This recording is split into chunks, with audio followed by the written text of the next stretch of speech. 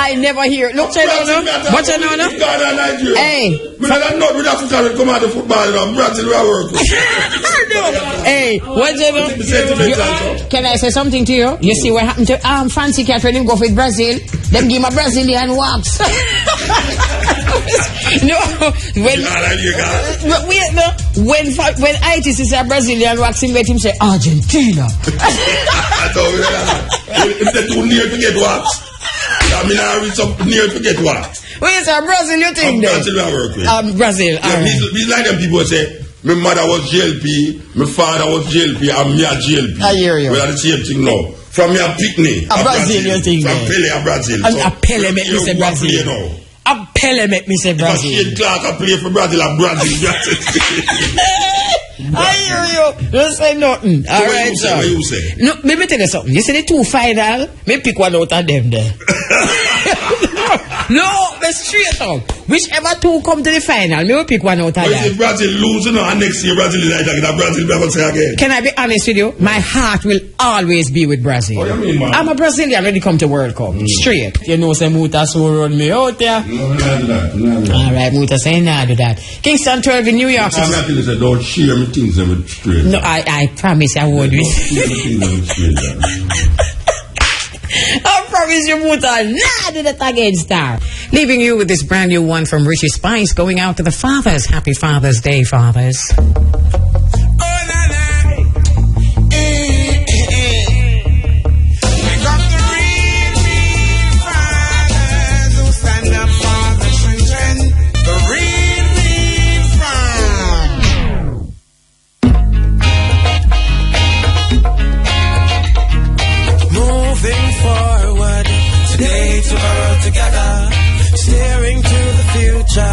Today, tomorrow, together, building hope within a nation. That's our occupation. Great people doing extraordinary things.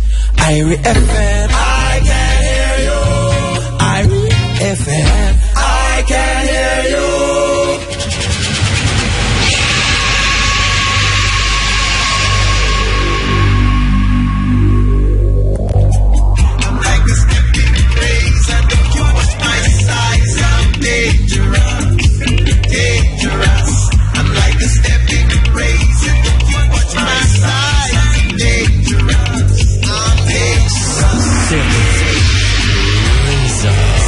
Overcome others' armies without fighting is the best of skills. Best of skills. The art of war.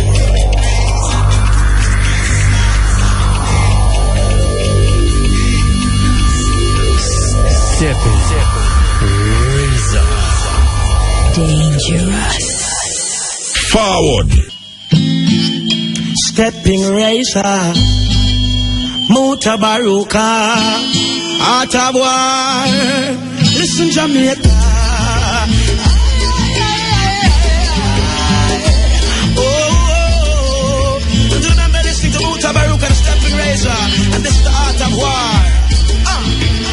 Way on, yeah. Sing it, representing from our family. The blood of African kings run up in our veins. Here in Jamaica, rebellious offspring. Muta got a warrior spirit inside. From that time, we can't him. And this a warrior spirit inside. It come to break every shackle and chain. On a Shaka Zulu, Picnic, and Kuma, Picnic, Steppn razor, Picnic, and the Art of War every Thursday. Hey, look how many years them whip with. That's what the whip one microchip with. We tell them Babylon style of fit with. War it out until we get with victory. Hey, them fight my brother and sister. When we are dance, them say we move sinister. I know we listening. Mutabaruka, chant the culture, chase the vultures away. Manashaka Zulu, Picnic, and Kuma, Picnic, Kunta Kinte, Picnic. It's like Malcolm and Martin and Marcus on fire. Taurus, you see right there represent for Mutabaruka. The Art of War, sure. Rasta.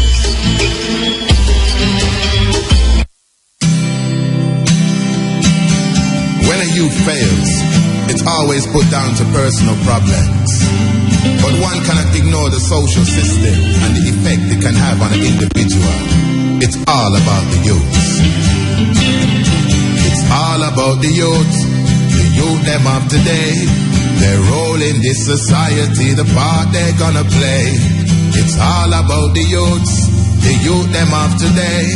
The future for tomorrow, they have to lead the way. Too much unemployment, too much violence and the crime. Too much of we youths are in a prison doing time. Not enough in the colleges and universities. Not enough for them to do. Not enough activities. Our youth have so much energy, so much vitality. If it's channeled in the right direction, how great they could be. But they face a lot of problems in this society. And it's supposed to be a land of equal opportunity. It's just the other day, them get to realize racism in society is institutionalized. It took the murder of a black youth to open up their eyes. Equal opportunities, is it a pack of lies? It's all about the youth them of today. Their role in this society, the part they're gonna play. Yeah, good day. This is the Steppn Razor, the art of war. We're there with you this Thursday in June. When I was youth, I was told that this is bride's month. This is the month where most people get married into. But we also see that this month represents a lot of things right now.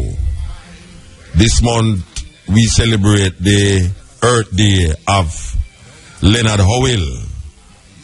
Leonard Howell is the man that went to prison and Bellevue charged with sedition and all these things because he declared that the King of England cannot represent African people here, but we must choose Emperor Haile Selassie I as our king and Ethiopia as our kingdom, according to what Marcus Garvey say and asks, where is the black man king and where is the black man kingdom? So Leonard Howell rise to that occasion and declared Emperor Haile Selassie as the redeemer for black people in this part of the world. And he was jailed and he was maligned and his place of abode was burnt down and he was found dead in an hotel in New Kingston. This is the Steppn Razor, the art of war. It's all about the youths. Educate yourselves of Africa. To liberate yourself, Africa.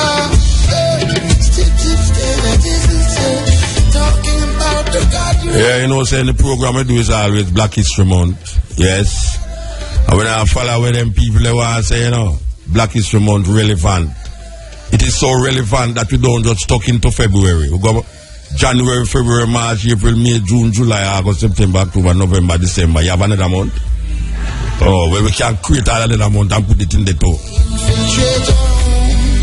Africa. Keep your heads up. I hear the brethren talk about teach your children about Africa. Suppose I tell Jamaican people something. Would you believe me? You know, so there are teachers. Listen to what I say, seriously. We can stop the music here. There are teachers in Jamaica that don't know that Egypt is in Africa still. I mean, years ago, we book up that already. We go to a school in Amagati and we draw a map of Africa upon the board and ask everybody which part Egypt in it. None of the students them couldn't answer. And me ask, no, we never draw the map yet. Because I didn't really want to find out about this Egypt, because I talk about Egypt. And none of the teacher them could have tell me, say, Egypt in Africa. I mean, I've tried to tell them, but, you know, so the first time when I hear about Egypt in the Bible, and which part of the thing say the place there, geographically.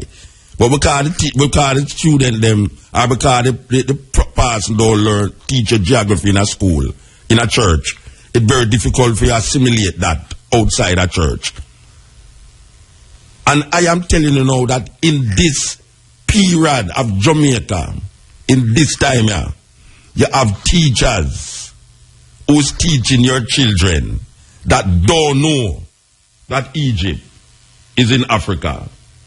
What a serious thing. And if I tell you some more things when them don't know, I mean, I talk about personal experience, you know. If I tell you about some things else when them don't know, you'd marvel. You have to, watch out. It's very important that, you know, it's when you come home, we know the argument, but you're tired and you want to go to your bed and you know want to pick the bad of you and all them something there. But that is the only time a whole heap of Jamaican right now, because them set up the system that you don't have no family structure again. You don't have no family structure again in a Jamaica. So, we know the argument about why you're tired and you want to go sleep now and you don't want to pick the bad of you and all them something there. But you know, the children them is in serious danger of not knowing simple little things, even though them have a computer. Because most of them when them go up on the computer is not something where is educational or is of value. Most of them, we are talking about little bit now, you know, we are talking about the majority of youth, including the brethren that sit down beside me at all. Them not go upon them iPad and iWad and iTad and all these things. They go find out no information about nothing. History or worldwide thing. Them all look on is either who cock up most, who turn around the most, who bend down the most, which new dance is the most, which artists now get this, which artists I get that, who are fight at another. It's a serious thing. A very, very serious thing. We need to take this thing in hand because the teachers them, believe you me, the teachers them need to be taught. When you ask teachers who look very Christian to you and you ask them, say, so anybody here know who is Abraham? It embarrassed me. It embarrassed me. If you ask a group of student teachers and teachers, anybody here know who is Abraham and who was Abraham's wife? And it's crazy. Click it. Yes, we're there with you. Steppn Razor, the art of war. You know, so we're not stop playing that tune, yeah? We're not stop playing that tune, yeah? This is our team song for the next couple of months. Believe you me. Yes, I tell you. The ayat, the bass representing the riot. The next sound is for those who are quiet. We're fighting against the black stars. Yeah, for the black war. Yeah. Look. Yeah, man. Serious poetry. Yeah, the brethren, I said the thing them. We love him, I said too. Very articulate, very profound. Yeah, man. The brethren name Fragrance, King Fragrance. You know, our next tune we have played to Africa there, you know, everywhere there, but yes. You know, so last week we did have this thing I have to tell the people about. I will never do it because there was so much things to tell you about, you know. I tell you, we need some more hours. Anyway, an Indian man have been walking backwards for 25 years to achieve world peace. Now, people might not find that very strange. But I want to tell you, when I tell some people like I walk without shoes, people find it even not only strange but mad. Anyway, for the past 25 years, Mani Tan has been walking backwards in a bizarre bid to achieve world peace. He started in 1989 after a string of violent incidents in his home country. India shocked him. Now he says that has gotten so used to it that he couldn't walk straight even if he wanted to. So this man, you know, because he walk backwards for 25 years, he find it very weird for walk front now, for walk normal. It can't get away there. Believe you me, it can't get away there. When you do something for so long, and then you try to do the so-called normal thing, you find it strange. But I want to tell you, it's not a unique person. Maybe he's unique in walking backwards, but you have some man in India named the Sadhus. The Sadhus are some people where them dreadlocks same way, like smoke ganja and everything same way, but them take for them penance serious. There's one man that hold up him hand in the ear for about 15 years. Him have him hand in the ear. Him not take it down. 15 years. And him up there, it up there so long now that it get petrified. He can't bring it down.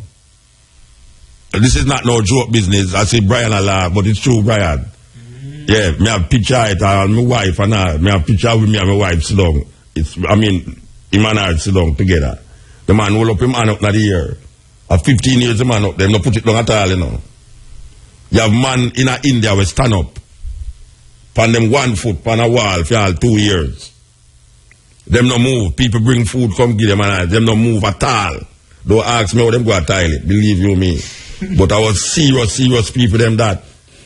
When them do penance and things, them have some shoes with them walking away. You try to figure out how them walking night. But people go through all these things. And them call it penance in India. You know, we not call it penance shoe, we no walk without shoes still. But you know, what I say is that this man I walk backwards for 25 years. You want to see me walk across the road, you know, on the internet, you know. You can't find it on the internet, you know. And the man I walk backwards I go across the road. Everybody look like I never walk backwards. But it's a serious thing. It's a serious thing. Believe you me. This is something to behold. In India, these people who do these unusual things. Yeah, man. Very unusual things. Okay, so we want to turn to this story, you know, where it's an old story still, but, you know, we can't say the old story is old because it's still new when it comes on to the government. Now, I hope people don't know this, but the first lady, I will keep repeating it now, I have to keep saying the same thing over and over. The first lady is not the Prime Minister in Jamaica. The first lady is the Governor General's wife. The Governor General represents the Queen of England. Every Jamaican is supposed to know that. The Governor General represents the Queen of England. Jamaica is an independent country according to what they tell us, that we got independence on the 6th of August, on a Monday the 6th of August, 1962. But we maintain our Commonwealth connection. We maintain the crown. So when you go to court, who is trying you is the crown. So the crown versus the people. The crown versus Brian. The crown versus John Tam. Not the people. If you notice that in America, it's when them in a court, them say the people versus John Tam. That means that it is the people. The concept of the collective is trying to get justice for the people. In Jamaica, they are trying to get justice for the Queen of England. This is not no twist and turn. And in the parliament, they swear to the Queen and her successors. No. This leads me to this thing I know. The government of Jamaica, for those of you who never hear this story, believe it or not, the government of Jamaica, them have a prayer that them say in parliament, and the prayer is to the Queen and her family. This is a normal thing in the modern era of Jamaican history, that men and women stand up in parliament and say a prayer for the Queen and her family. There is no prayer for the people of Jamaica. The government pray for the Queen. I want the Jamaican people understand that. What is the implication of your government standing up in the house that represents, or supposed to represent the people? We are in an illusion if we think that place represents the people. The parliament in Jamaica represents the Queen, because everything that is done in that parliament is symbolic of England. Even the wig that the house wears is the man with the down part. It's only not England people do that. Are people who still under colonialism. Now, I could tell you about the prayer. I could say the prayer. So, we want to thank Keshima. Yes, before we forget, I could thank Keshima Francis. And I could thank Samantha and Brian. And who was me for thank? Joy. Who was me for thank? The operator. Mr. Young and I will thank everybody. Okay. hear the prayer now where these people talk. And so we know say the government not have nothing to do with the people, you know, even though they are going like them are doing something. And this is symbolism, you know. This is symbolism, but symbolism represents what the gods of the nation represent.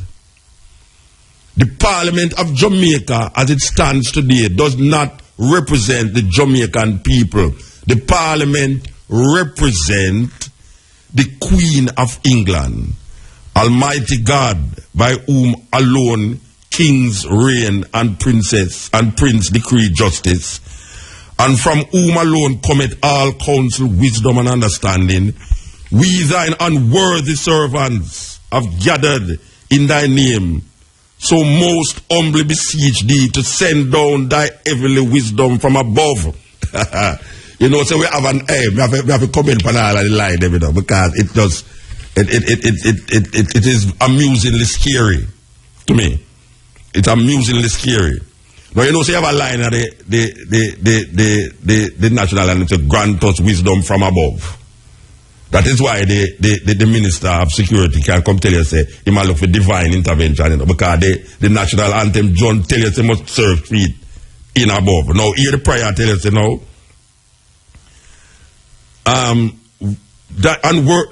We are unworthy servants, you know.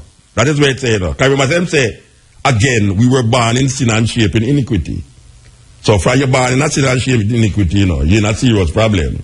All right, so let's say now, we thine unworthy servants, here gathered in thy name, do most humbly beseech thee to send down thy heavenly wisdom from above to direct and guide us in all our consultations, and grant that we have in thy fear always before our eyes, and laying aside all private interests, prejudices, and partial affections, the result of all our counsels may be the glory of thy blessed name, the maintenance of true religion and justice, the safety, honor, and happiness of the Queen, the public weal, peace, and tranquility of the island, and the uniting and knitting together of the hearts of all persons and estates within the same, in true Christian love and charity, one towards another, through Jesus Christ our Lord. Amen. This is the prayer that they say in Parliament. The happiness, honor and happiness of the Queen. And starting it out, talking about, hey, well, me don't know. Anyway, we know say everyone at the Parliament here and them agree with it. But who's going to change it? Just like our Prime Minister in the election thing say, right now, you know, see why me couldn't be Queen, you know. You know, why we have to go over this about Queen business and Queen, we have to get rid of the Queen, the monarchy. Well, this is how much years now in power. We're not here to do that yet. We're not here that come up back again. That not come up back at all.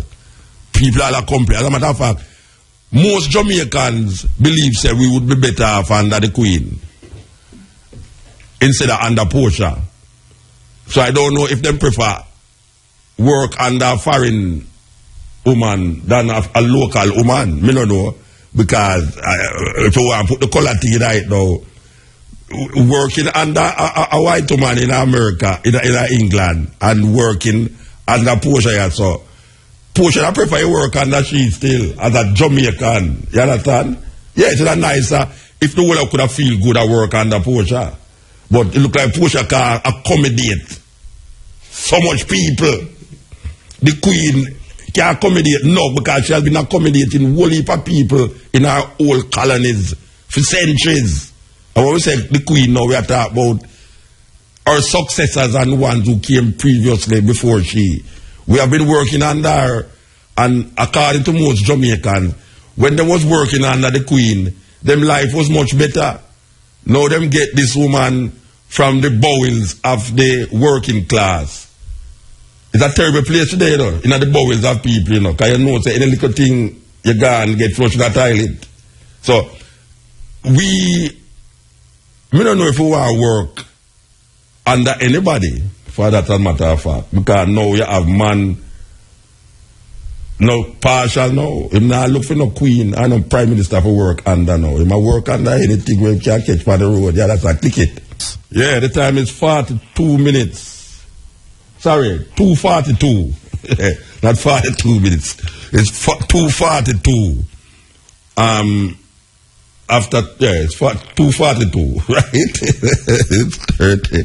So I get confused already. It's 70, 60, 18 minutes to 3 o'clock. More? Yeah, we just want to say one little thing before the news here. The prayer has been opposed by 3 members of Parliament, Raymond Price, Andre Hilton, and Ronnie Tweed. So 3 members of Parliament come out and say it cannot work. We have to change that. Okay, news time.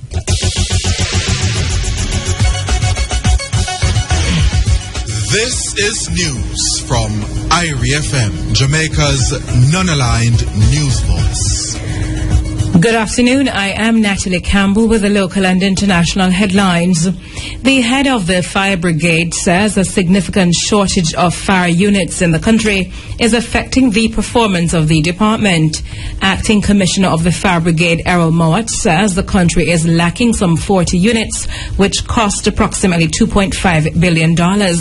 According to Mr. Mowat, a fully equipped unit costs approximately $50 million. He adds that there are not enough fire stations in the country.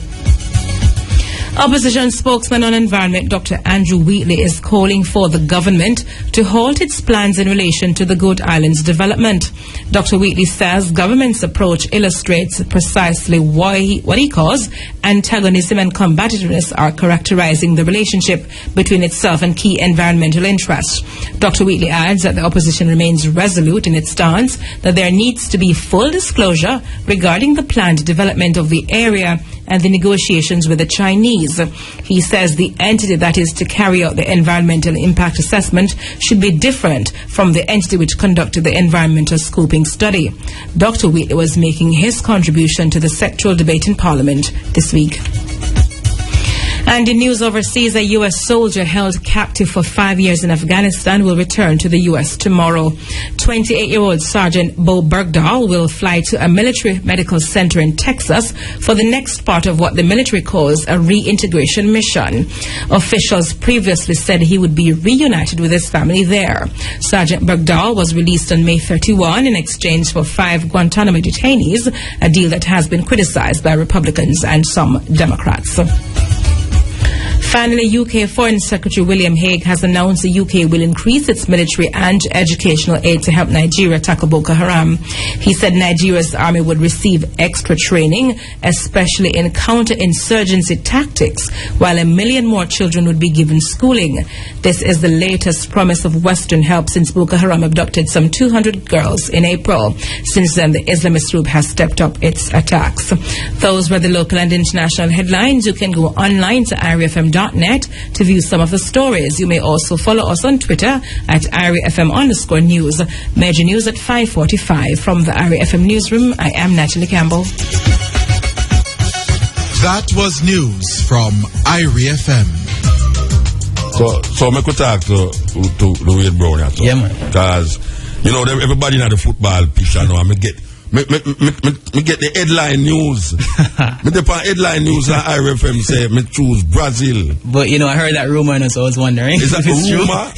So what you say? Me make a bad mistake, horrible mistake. Yeah, because you know Argentina is a team to beat. No, me know that you are saying all the while. Me hear you on the radio talk these things, you know, about Argentina. Yeah, So all right, tell me something. You hear this news where Wayne Rooney get £300,000 per week. Yeah, man, that is still news, no, man. Man United. No, I mean not still news, but I mean since we know the football feature now, a man get £300,000 per week from salary. But in reality, in England, you remember that they have a tax thing that if you get a certain amount, half what you get is gone to tax. So in reality, I'm getting half of that. But really even if him get £50,000 a week, yeah, £50,000 multiplied by 100, you know, enough money that you know. That's true. Right. So these World Cup footballers, like how much them earn per week? So well, it depends on which player. It depends on which player, because I would say Rooney is getting £300,000. Ronaldo is getting a crazy amount. Messi is getting a crazy amount. I don't remember the exact amount off the top of my head right now, but Messi I get £292,000. Crazy amount per week, and I'm a 26 year old. But the thing is, no, I think they deserve it because it's the market they are in. Yeah, and it's a big business. Ronaldo I get £288,000 per week, and him at 29. Wow, imagine that. Eh? Imagine that. No, but alright, what may I say now? What may I say? These, so you don't know like how much them get per week? Per week, we could find it out. I mean, at the World Cup? The paid, yeah, at the World Cup. It not raising at the World Cup. Because FIFA will be paying the each nation, you know, after the tournament, and that will be working down for the players. For the players. But the winning team, I don't remember exactly how much the winning team will get, but the players will get a significant amount of that as well. Because as you go further, you get more money. Yeah. So at the end of the tournament, players will be paid out of that. Okay. So with FIFA get for their money? I mean, TV rights, you know. TV rights are big thing. No, the members of FIFA. You mean like JFF and stuff? Yeah, man. Because remember, if you had qualified for the World Cup, you got a certain amount of money.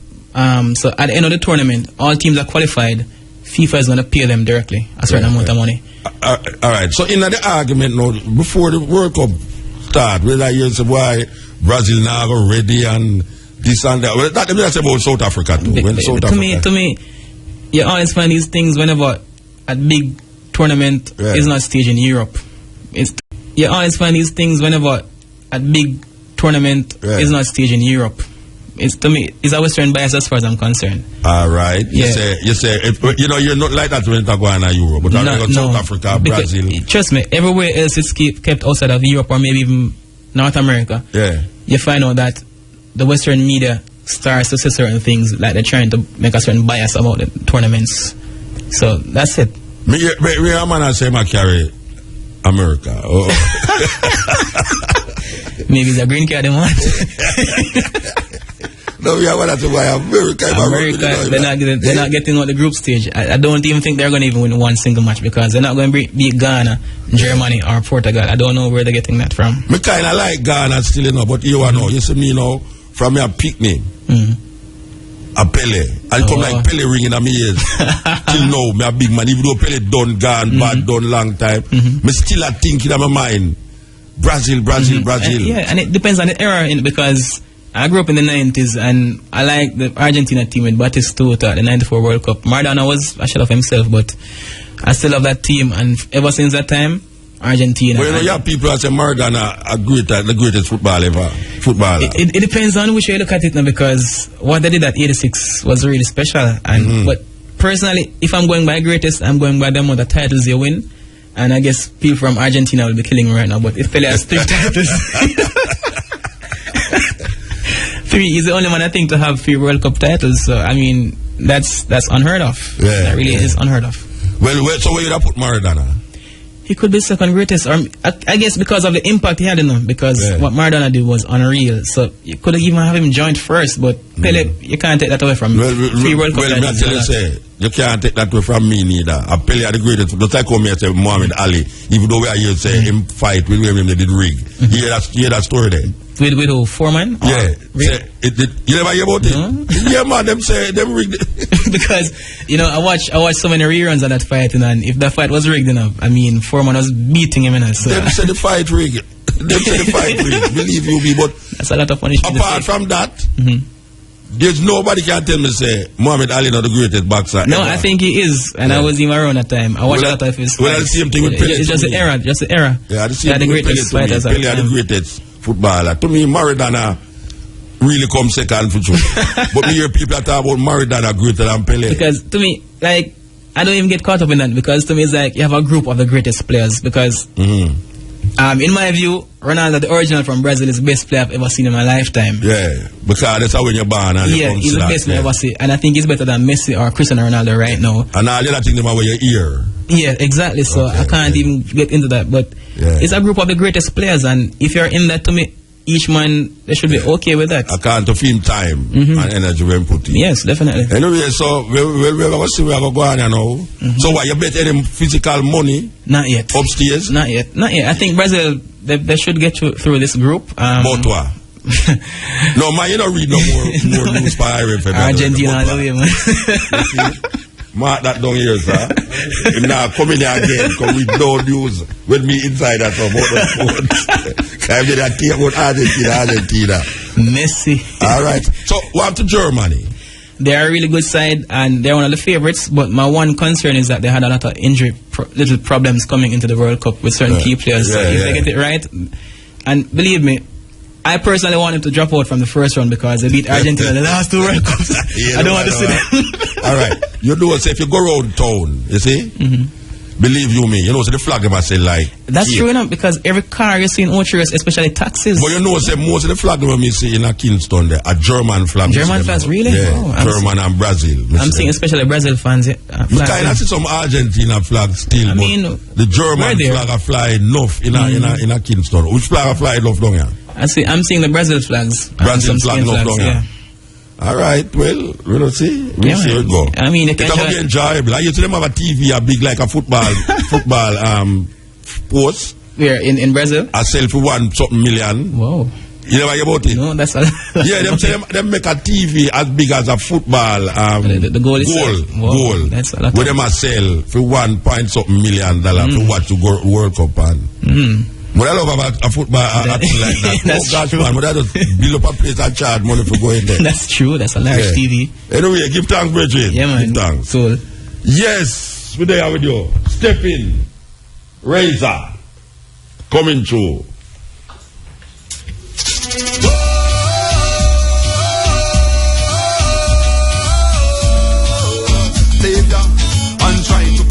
Hey, may I tell you, Jamaican people stay away, cause you see that TV, they were big like a football goal. Don't be surprised, if you go in one of the garages to them and see one string up in the middle of the road, you think so, we're joke.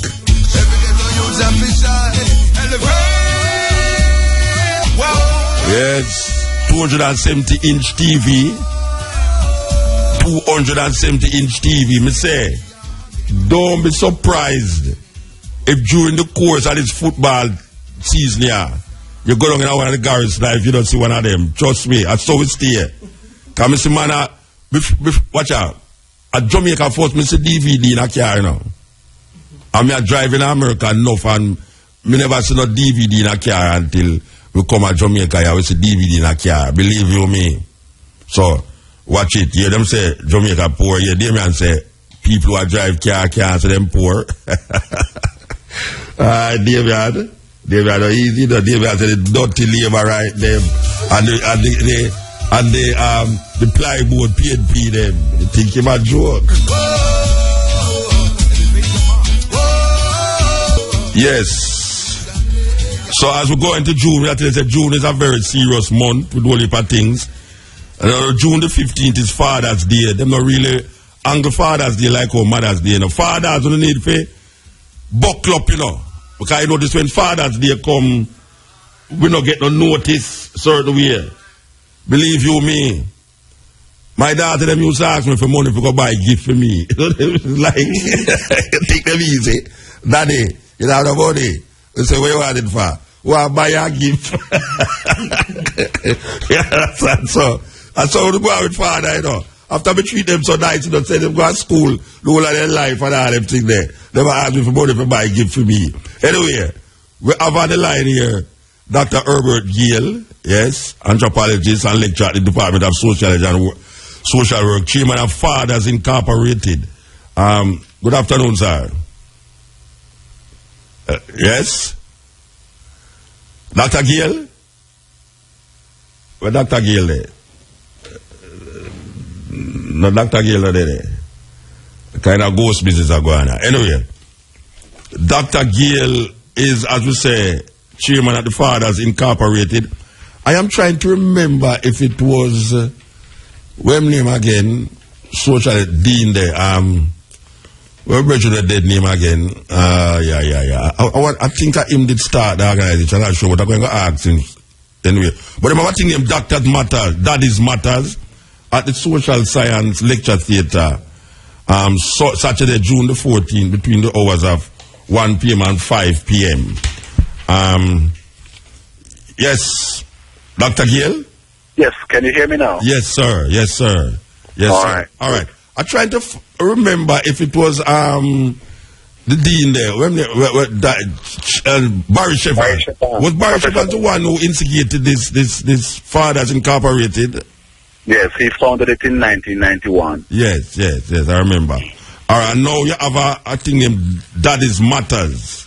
Yes. All right, this is an event that is taking place, but apart from the event, actually, what is it that this organization is trying to achieve? Hello? Gone again, you know. That's where I go on.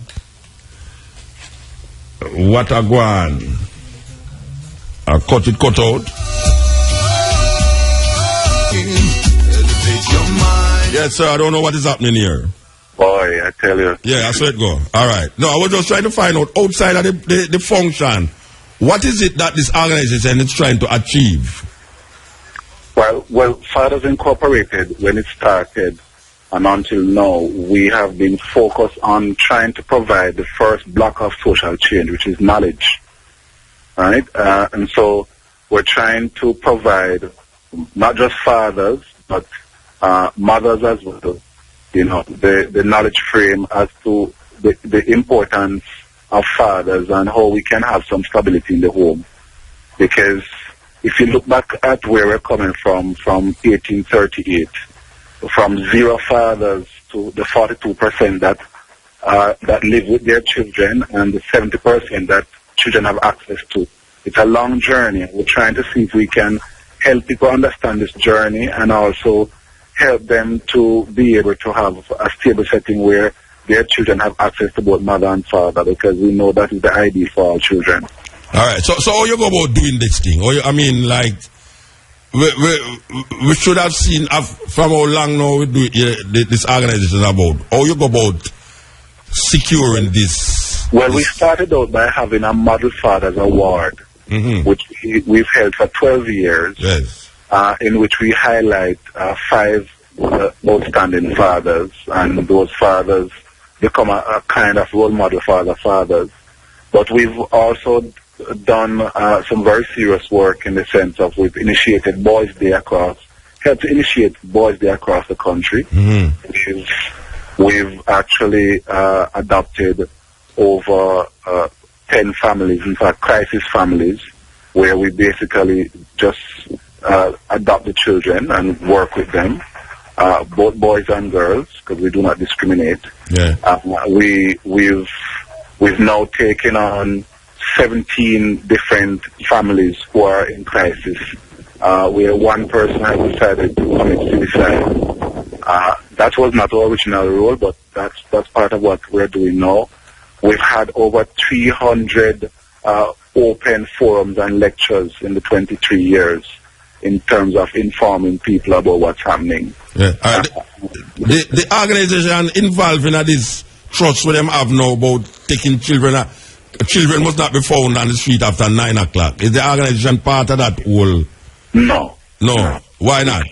We can't take no credit for that. No, not taking credit, but I mean, are you a part of making sure that this thing is maintained? No, we've never had a discussion on that matter. Okay. Because what happened now is that that initiative, a lot of people might not want to say it, but we're going to say it. That initiative originated with a man who's in prison in America now. Yes. You know that? Yes, I'm aware of the situation. Yeah, he was the one who said that after 8, no picnic should have on the road, or else the movement have to go stand feed. We are talking about doodles. Yes. Doodles we are talking about. Now we see the government, not government, the police take it up now and is making something out of it now. And I just wanted to find out if this is part of your agenda. No, really, not part. Our agenda is very singular.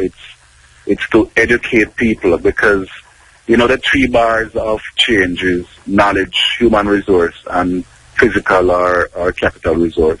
Mm-hmm. And even if you give people money and they don't know what to do with it, they usually kill themselves. So yeah.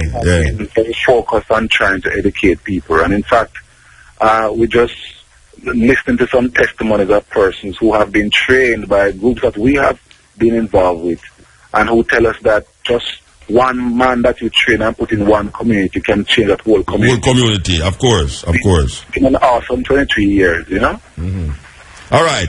This thing now at the university, Saturday, June the 14th. Right, that's the day after tomorrow. It's what, a discussion? Is it an all-day event with entertainment? It's a 4-hour conference in which we have 8 different presentations. Yes. Covering sex, covering money, yes, domestic violence, murder, suicide, yes, roles of fathers, the family court and men. Okay. Everything that has to do with man will be covering on that day to make sure we can get the fathers educated. And we keep asking and we're begging the mothers and other relatives to come with the fathers. Don't send them alone, because the mothers need to know, the women need to know what men are going through too, so that they can live better. Definitely. So you're going to choke up any fathers from up in the garage to them to come up there. Everybody have to find them here. Fathers are coming from everywhere. Fathers Inc. is completely inclusive. Okay. Even fathers who are not fathers yet. Yeah, but you have some fathers who's mothers still, and you have some mothers who's fathers too. Everybody. The singular family thing is something where in Jamaica, prevalent. And I have been reminding people that we finish at 5, which give them 1 whole hour to get home in time for World Cup. Maybe should I have one of the television like when we just talk about up there? We're big like the goalie, the goal. That them have to go away, Anyway, all right, so this is happening from 1 p.m. to 5 p.m. at the Social Science Lecture Theatre. SSLT, Social Science Lecture Theatre on Saturday. It's a massive theatre, so everybody can come. They don't have to be sorry for us, so we don't have no space. Yes, all right. We'll find the space and refreshment. Tell them to come. All right, the matters to be addressed: men and family planning, the roles of fathers, domestic violence, and silent night. What is silent night? Because men don't report domestic violence, That's true. It's silent night. Anytime a man get licked, silent night. Yes. And murder, suicides in Jamaica.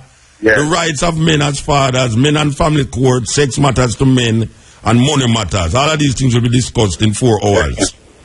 8 different presentations and interactions for 4 hours. All right. Well, give thanks to the connection, and we always want to highlight these things. Very important. Dr. Herbert Yale. Give thanks, brethren.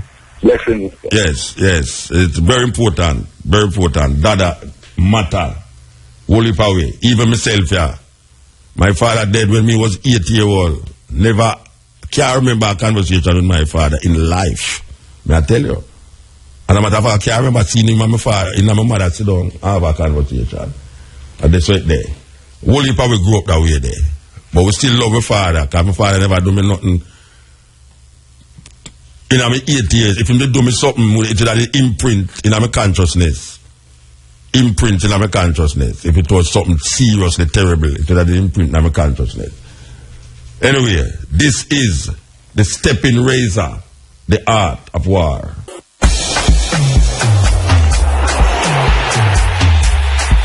Kenako, Brasilia, a look at the Africa teams at football's ultimate showpiece. During the duration of the world's greatest show, the Africa Forum will provide an insight into the 5 teams from continental Africa.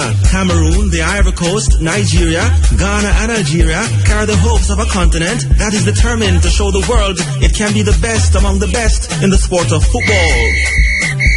That's Kenako, Brasilia, a look at the Africa teams at football's ultimate showpiece on the Africa Forum, June 8th to July 13th, every Sunday, 8:35 a.m. on IRI FM. Yes, this is the Steppn Razor. Now, I don't know why I'm showing me this in a Rasta. It vex me, you know. Anyway, there's a match between Croatia and Brazil. Croatia is 1, Brazil 0. The one upstairs will say a laugh, no, you know, believe you me, they will say a laugh upstairs. Croatia scored against Brazil already in about 15 minutes of the match, God. Alright, so we go back to normal programming, you know. We know, say, last week we read a statistics about children, and the statistics tell us that 60 children was murdered between last year, January and May. And that 40 children was held with gun. And when I'm talking about children, now we're talking about below the age of 18-year-old. So it's teenagers we are talking about now, when them find with gun. And how much of them get held with gun. Now, we don't know. In Jamaica, it's like, we don't know. It's like when you think say the thing gone bad, thing get worse. You know, it's like, okay, what else could happen that surprise you? And then the next day, something surprise you even more than the day before. Now, we don't know how this is possible, but we know about it in other countries, and it's going to sound gross. So, you know, say, you know, like, well, gross is something where, if it gross, it just gross. Yeah, that's right. If it gross, it just gross. So here I know. I don't know what else could happen that surprise you, but then here comes something will surprise you. Them find a cell phone in a man rectum. I mean, like, really? Why a man want to hide a cell phone for going to prison? You know? Officials of the Kansas Spring Police lock up in St. Andrews, Jamaica, were baffled when a prisoner started complaining of extreme discomfort and was unable to perform his normal body functions. The prisoner, who was on a rape charge, was rushed to the hospital, and after numerous officials finally got to the bottom of the problem, an X-ray showed that a BlackBerry cell phone was deeply lodged in the prisoner's rectum. Police sources say this is not the first time the prisoner has been caught with a phone in a body cavity. He was scheduled to undergo surgery last Friday to remove the cellular phone lodged in his rectum. The man, you know, easy, Rasta. The man push up a cell phone in a rectum because he want to make phone call in the cell. Now we know, this is the gross part, let me tell you, say gross, right? In Texas, when we used to tour enough in a them place there, and we woke up some people and we talk to them about certain weird things. And some doctors and nurses say it's enough time man come in there with all push up all rat in them rectum. Rat. Why a man that want to put a rat in them rectum? When I try prove. You know what I mean? Like say no come from monkey. I mean really. Now this man have the cell phone in him rectum now. This is the way how he go smuggle a cell phone.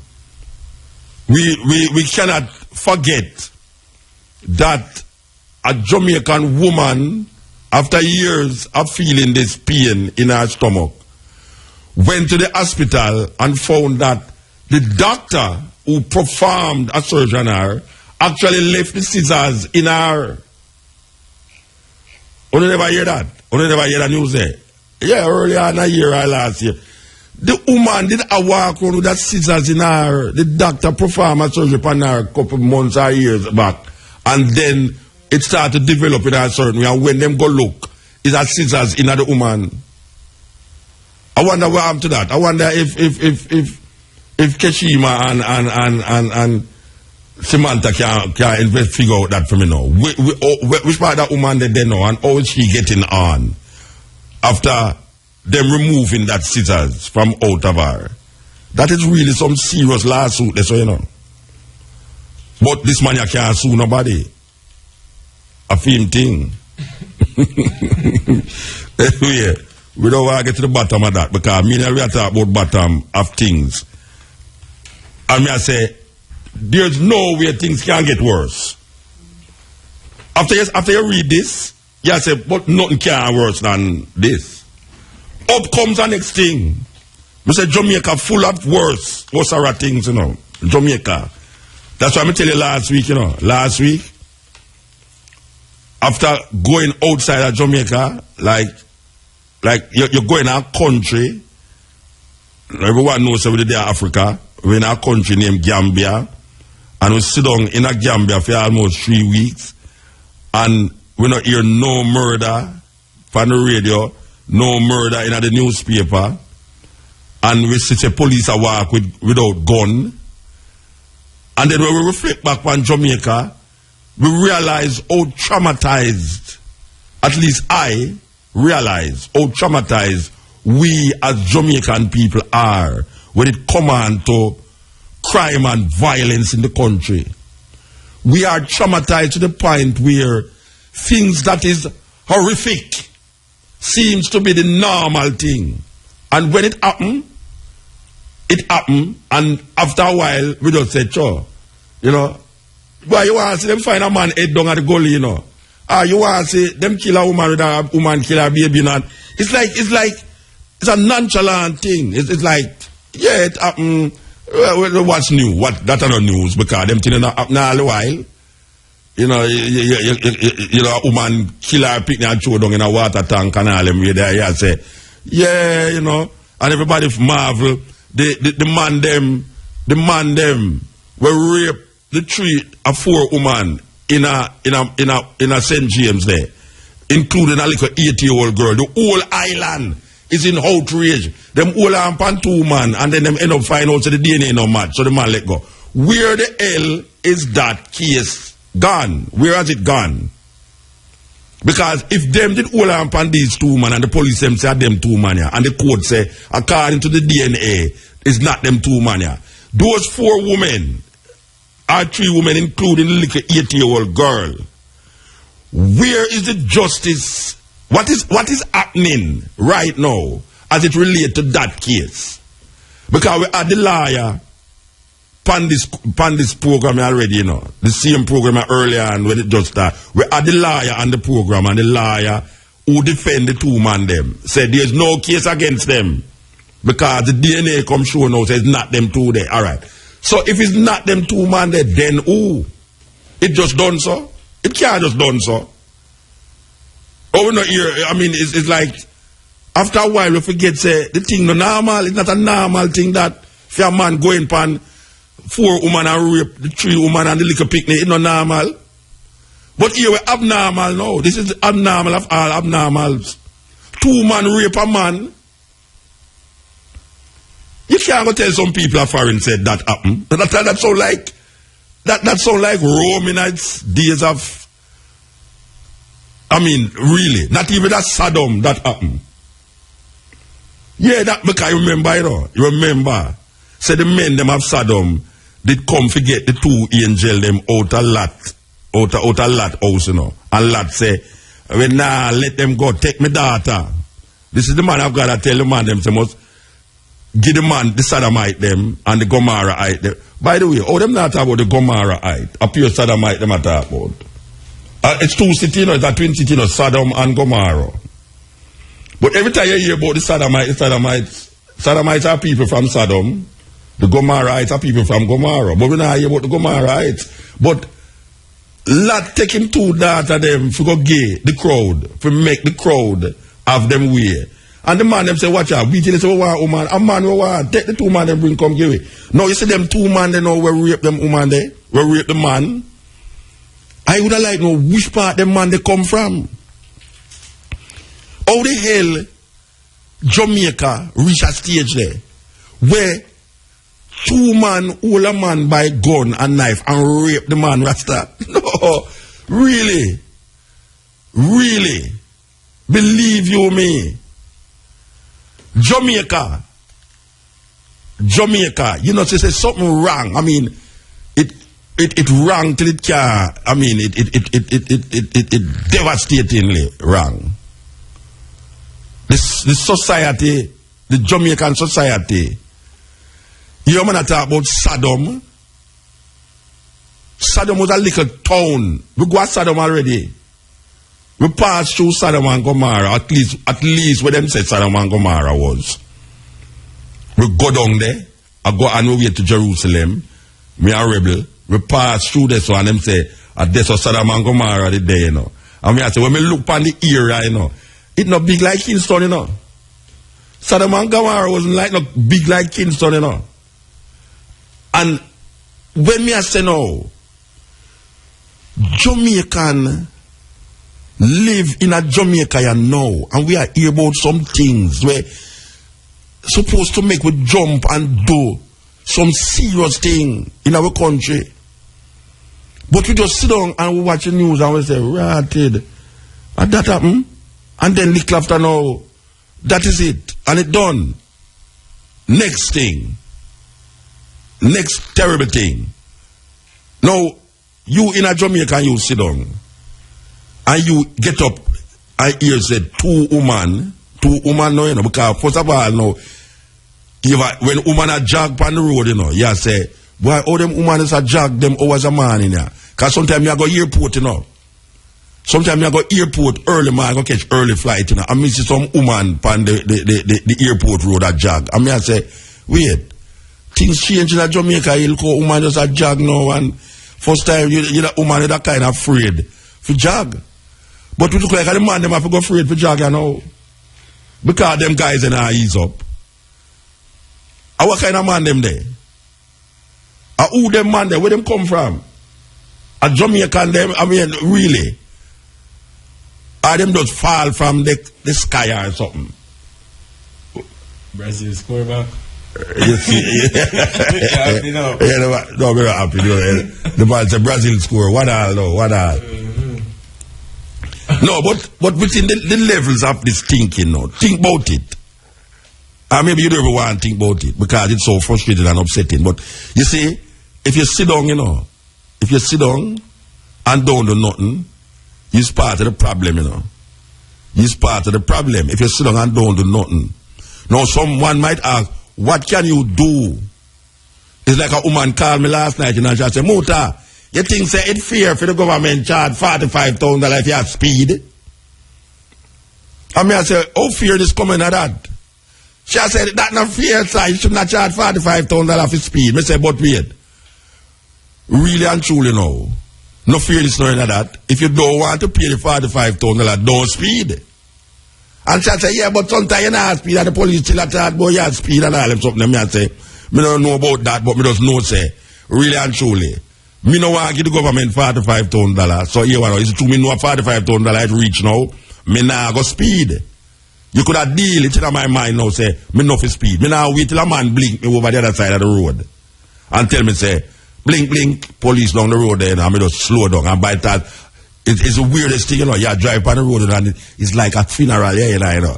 And you see, if you see that like a funeral thing there, you know, say, yes, police down the road, you know. And then like after you see a man fly upon your car to the opposite side. Blink, blink, you say, yeah, police really down the road.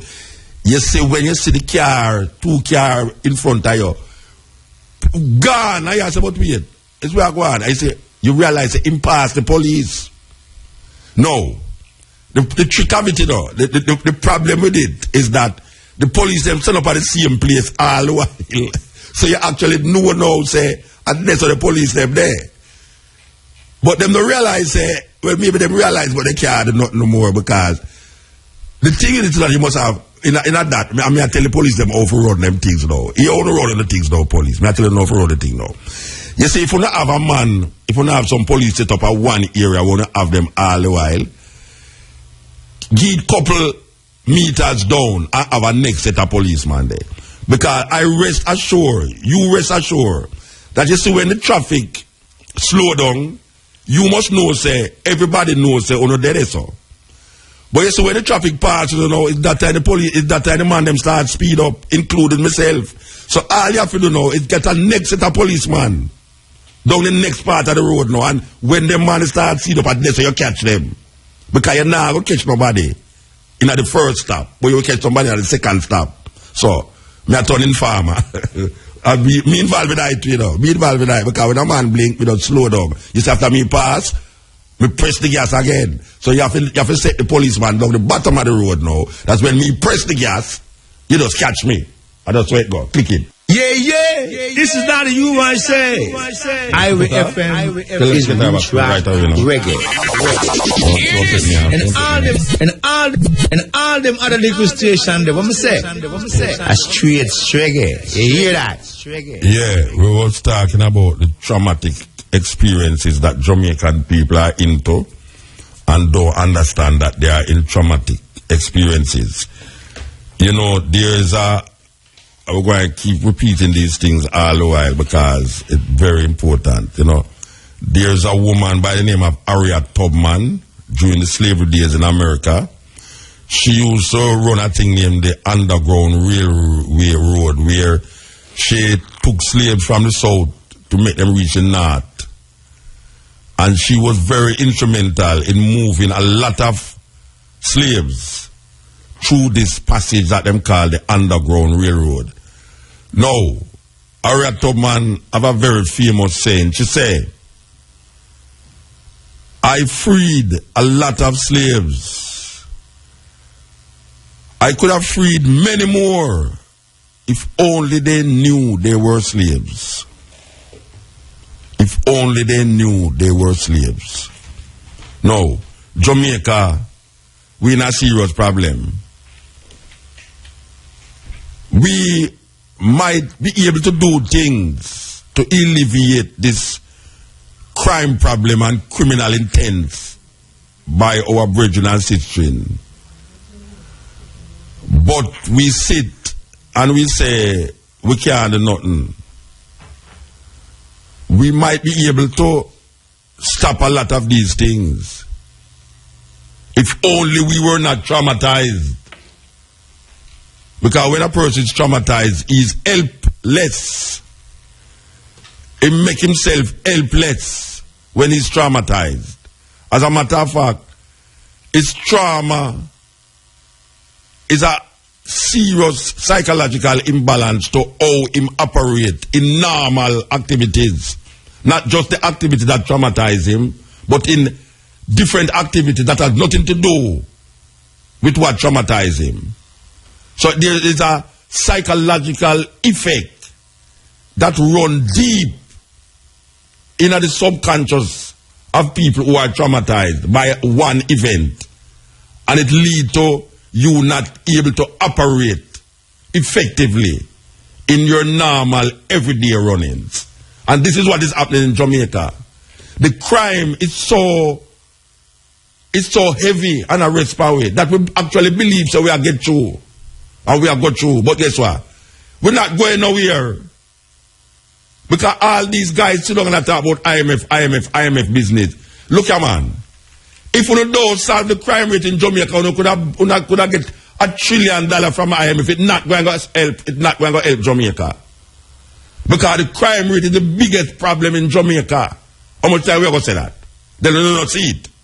We don't not see the crime rate is the biggest thing in Jamaica.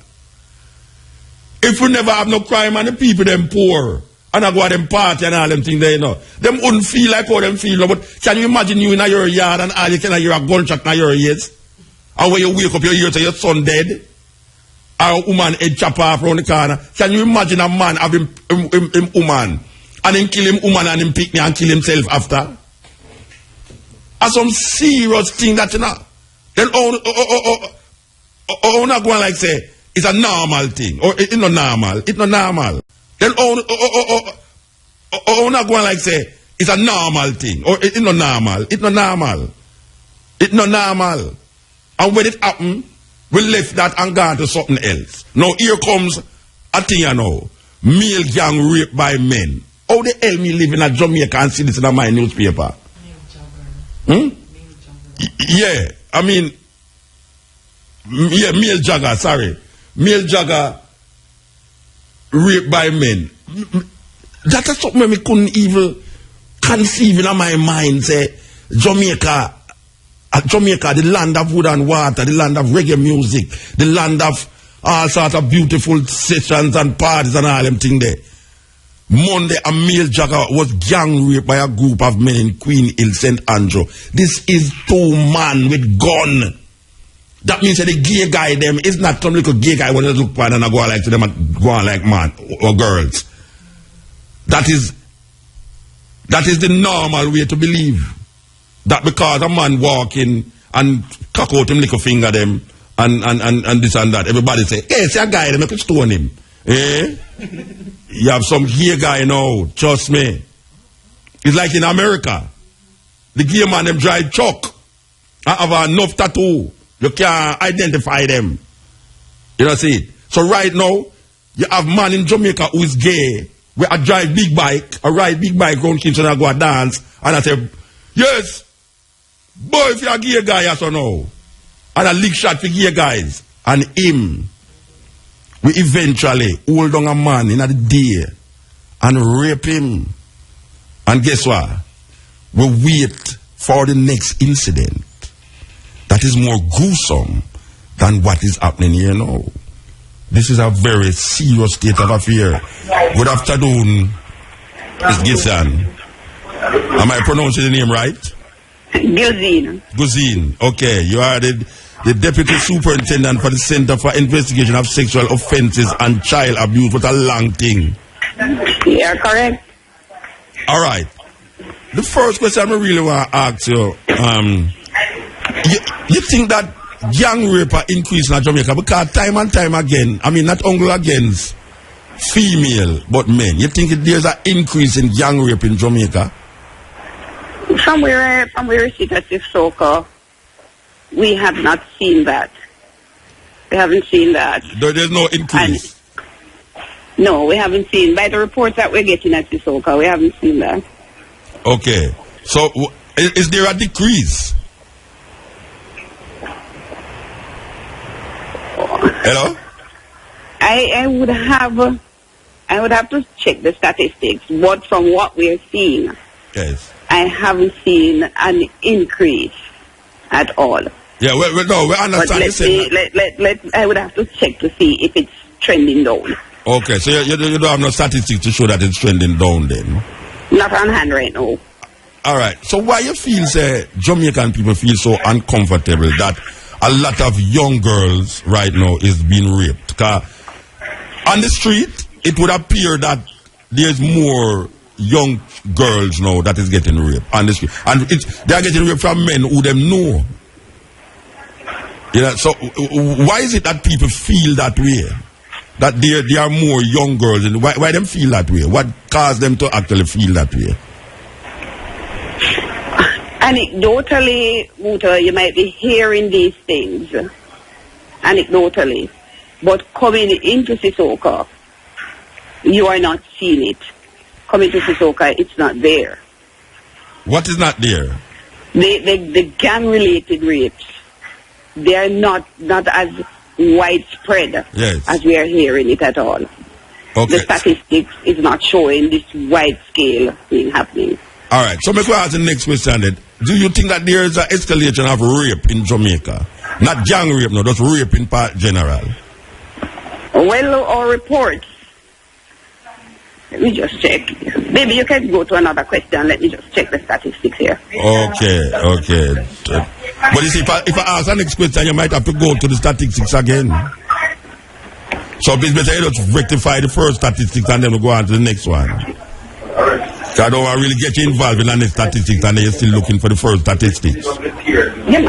Yeah. Okay, she in the office. Okay. All right. For what I'm seeing here, the reports coming in is showing a decrease over the January. Which one of them? Which one of them? The gang rape or the normal? Rape. Normal sexual abuse. Yes. It's a decrease in sexual abuse amongst... the reports coming in. Okay. Like for what? Like how much percentage? Like given that period of 5, 10 years, or like what percentage? You don't. No, what I just gave you is for a period January 2012. Yes, to now. 2013. Yes. Compared to January 2014. So there's less rape now than before that time. I gave you sexual offenses. Yeah. Well, we're talking about just rape. Not rape. No, we're talking about rape now. You know, sexual offenses. You're talking about rape. Yeah, well, a man will happen a woman, and we're talking about rape, really, rape. Just like how them rape the man. It is alleged that 2 men raped this man, you know. And we know of little girls getting raped in a certain garrison communities, certain area. Well, I don't know. Maybe it's because it's not reported. A lot of them is not reported because the girl might feel embarrassed, or the Dan might make them feel like something will happen if them report it. So it is not reported to your organization. But there is some feeling on the street that this thing is increasing, but you are saying you're not getting that statistics. You don't think no. So you don't think because a lot of ones is scared to, like the ladies, just like the man, it is reported that this man was scared to make anyone know that this thing take place with him. You don't think that this is why it is not reflected in your statistics? Well, I believe that is one of the case, because persons are afraid to report. And even for the males, yes, it is a belief that the stigma that is attached will cause them not to want to report. But we want to would love for them to break that cycle, Muta, right, so and to report. So how you do that now? What kind of program you have that is lending itself to the openness of this thing, so it can solve a lot of these criminal actions? Or what kind of program you have? What we do, we have community lectures. We will go out into the community and to inform persons about their rights. We inform persons of who they can report to, persons with reporting responsibility. If this happens to you, where do you go and report? And we speak about the confidentiality of the center. We make people feel welcome. We never disclose who our victims are. We never do that. So we want people to feel welcome when they come into the center and be confident enough that they can come and report without their identity being revealed. All right. I know it is called investigation of sexual offenses, but is there a program to sensitize Jamaican, especially the female them, on prevention? How do I prevent myself from getting raped? Is there a prevention thing in this organization, even though it is an investigation of sexual offenses? Yes, when we go out to have meetings, at least we tell people some of the precautions that they're to take. So you can tell your listeners what is some of the precautions. All right. For persons who jog, say you're jogging, it's good to go out in a group. Find other persons who go at the same time. Don't try to go out there all alone early in the morning because it can be dark. So you have telephone numbers for each other. Call. And then you can meet at a certain point and then you can go jogging. For young females again, because sometimes when they get raped, it's somebody who they trust. Yes, them know them, yes. Yes, females who walk home from school, walk in groups. You're taking a taxi. I always say, whenever you're going into a taxi, fine, if you have a cell phone, you pin the number to someone to say, I'm traveling in this taxi. Send it to your mother, send it somewhere to a friend. I am coming home, but I'm traveling in this taxi. Sometimes you're going into a taxi, look at the persons who are in the taxi before you, even though sometimes you can't tell. But sometimes you may be able to make a good judgment. Yeah. All right. We know that a whole heap of people have this idea that because of how women dress in the society, it lends itself to men wanting to have them away with them. You think this is part of a problem, or is the man problem and not the female problem? Well, sometimes for persons who get raped, they say, look, it's not what they are dressed in. Yeah. Sometimes men believe they want to have control and they want to have power. Yeah. So when I get a female to succumb to me, I have power. Yeah. Because we're living in a patriarchal society. Yeah. But you know, so you have Jamaicans, you have Jamaican man or woman, especially some people who is of the Christian ilk, who believe that it's because you dress that way, that's why you bring it by you. Like, you bring the thing by you because, you're dressed. You know, you have people who think that way. Yes, I know we have people so who think that. You reverse that mindset, especially in the Christian thinking, because most of the time is some Christian mind will say, look how you're dressed, it's just like whore. Or you have any way of reset or redress that mindset? It don't have nothing to do with the woman itself, but it has something to do with the man.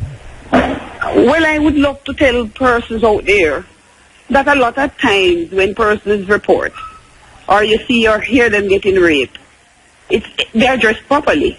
They're dressed properly. Mm-hmm. But there are males out there who believe they have a right. Yeah. They might say something to a female and the answer they get is not what they were looking for. So they plan in their mind, okay, well, I am going to get what I want. Yes. And they go to end just to show that person that, look, I can get what I want from you without you giving it. Yes. So it's all sometimes about power and control and who exert that power. I have the power in my hand to do what I want with you. All right. So it's not sometimes all about what you're dressing at all. Yeah. Well, I don't believe that still. But this organization, is it a part of the police force? Or what part of it's not deputy superintendent? Sisoka is an arm of the Jamaica Constabulary Force. Okay. And you work in tandem with the actual police themselves? Sure, because it's all police officers that we have at Sisoka. It's mostly police. Yeah. All right. So now, and is this new thing that we see here now that really strike really some weird feelings in people? This rape of this man that is jogging. You can't give a little update of how far this thing reach, or you just don't want to comment on it? All right, I will not be able to comment on that incident. But what I can tell you, and I can ask of our men, put aside the stigma. Come and report. Don't be afraid. Yeah. Because having someone violate you in that manner terrible has psychological effect. Yes, we know where you are afraid. And I have spoken to a couple of men, of course, and some of them tell you, I would never go, I will, not go and report. But Muta, if as adults, you're not reporting. Yes. So that the matter can be dealt with, and the perpetrators are brought to book. What will happen to our young boys? Because if these perpetrators realize they can do it, and it's not reported, they will just go ahead and continue doing what they're doing. So we want to develop a trend where, yes, it is happening, but it has been reported. All right. Is there a I don't know if a psychological department or training that the police go through in terms of traumatic experiences that people might develop? Is there a school for the police that you only deal with psychological behavior, or is it just something that you learn on the way? No, psychological would be for a medical practitioner. No, not medical. Not medical we're talking about now. Like, for instance, this man. Go ahead. Yes. This man who was raped, right? Is there a way to... can the police decipher the mind of this criminal person to find out deep within that consciousness? How is it that two human beings could reach that level? And in understanding that, you will be best able to prevent other things from happening like that, or less things happening like that. Because if you don't understand the criminal intent or the criminal mind, I don't know if you can solve the problem in the deepest sense of solving the problem. I'm not talking about no man shoot a man, but something like this. I think that there should be some psychological training for the police, not for the person who is the victim, but for the people them who is criminal minded to carry through this atrocity. I don't know how you see that. How you see that? Oh, so you're saying that the police should get some kind of psychological training. Put in mind into criminal mind. Tap into the minds of the criminal, a perpetrator. Yeah, him should have a criminal mind. I see where you're going. This is how a criminal would do, and this is how I'm going to use should know, say, I'm going to go be one step at him. If I know what the criminal will do, I would be a one step up the criminal, considering that I am for justice. So I just don't know if there is any partition of the police force we deal with being a criminal. The police, I mean, we're not talking about being a criminal in terms of, criminal police. We're talking about understanding the mind of a criminal. Yeah, understanding the mind of a criminal. I don't know how you see that. Not there yet, Muta. You think that could be a good idea? You think that could be something that you would really suggest? Or because I suggest it could be, because in the States, you have the profilers. Yes. Yeah, like in certain countries, a policeman walk in our house and him look at certain things in the house and him know exactly what is the next move of that criminal. We're not talking about moving now. We're not talking about moving now. We're talking about real life. You go into a house, you see the evidences. You say, all right, you know something. This is what I'm going to do after. This is the profile. You profile him. You say, well, when he was a child, this is how he was brought up. So here we know. We're going to use him child life, how him get brought up and thing, and then we're going to use that now to solve him psychological movement as a person. I just say that maybe that is a possibility. That is a possibility. Yes, I see where you're going with that one. Yeah.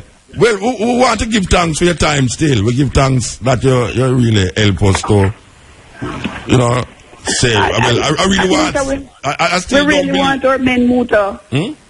And we really need this code of silence to stop. Yes. Everyone will have to start looking out for each other. Definitely. Stop saying it's not my child or it's your child. Yeah, and it's not me. It's not me, because sooner or later it might just be at your doorstep. Definitely. So we have to be responsible individuals, responsible adults. Yes. And start looking out for each other. And this is SOCA number, if I might give you on the phone. Yeah, the SOCA number is 809-0336. Yes, that's my personal number. Oh, you should say your personal number then. Yes. So you can call me anytime. The phone is never off. Yeah, okay. And the numbers at the center are 926-4079, 926-7318. And we have the SOCA offices island-wide. Okay. Island-wide. So be free. Yeah, man, give thanks. Okay, Muta. All right. Yes, click it. Yeah, the time is 1 minute past the hour of 4 o'clock. This is the Steppn Razor, the art of war. And some people might ask why we say war and not the art of peace. If we had peace, we wouldn't talk about war. So here we are saying, no, war is not the intention of shooting people down, and the greatest war you can fight is when you don't have to fire no ammunition and win. The art of war is a old Chinese philosophy that is also used in the business where you run business. You use this philosophy to guide you through business, how you can make your business run. It is the art of war. And when we say the art of war, just like how we speak to this lady, trying to draw out certain things, and still, even though we're drawing out certain things, we're still putting certain things on the board. That is the art of war. We don't just leave the thing out there for waggle in the ear, but we try to come to a consensus, say, maybe this is what should be done, and this is what can happen. So, we dip on the stage of world affairs, and what is happening there? You know, say, me can't say two man attack and not say nothing. What is happening there? Me never say nothing wrong. Me never say, what is happening there? Eh? Okay.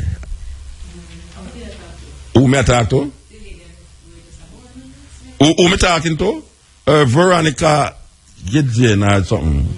Yeah, she's a deputy superintendent center for investigation of sexual. Oh, you want me call out who me did that talk to? Okay, that is a normal radio procedure. I must follow the normal radio procedure. I was speaking to Veronica Gidzen, or whatsoever, G-I-L, or G-I-L-Z-E-A-N, Deputy Superintendent for the Center for Investigation of Sexual Offenses and Child Abuse. That is who we were speaking to. Okay, so we have done the formality here. And we continue to say that in the art of war, we speak of solving problems without firing guns and getting violent. Because you can win a war. You can have a coup without firing a shot. That is the greatest thing. And in Jamaica, it's usually we got to talk about firing shot.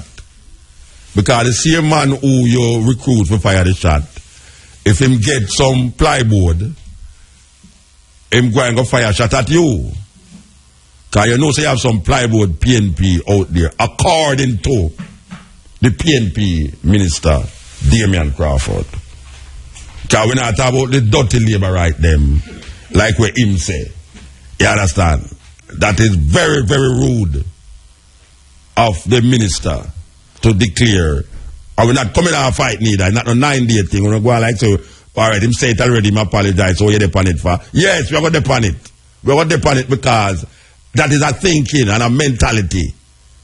It's a thinking and a mentality. The mentality that says that we have Black History Month, and now we say Reggae Month overshadow Black History Month, and we hear the same minister come out and say that Black History Month is not relevant.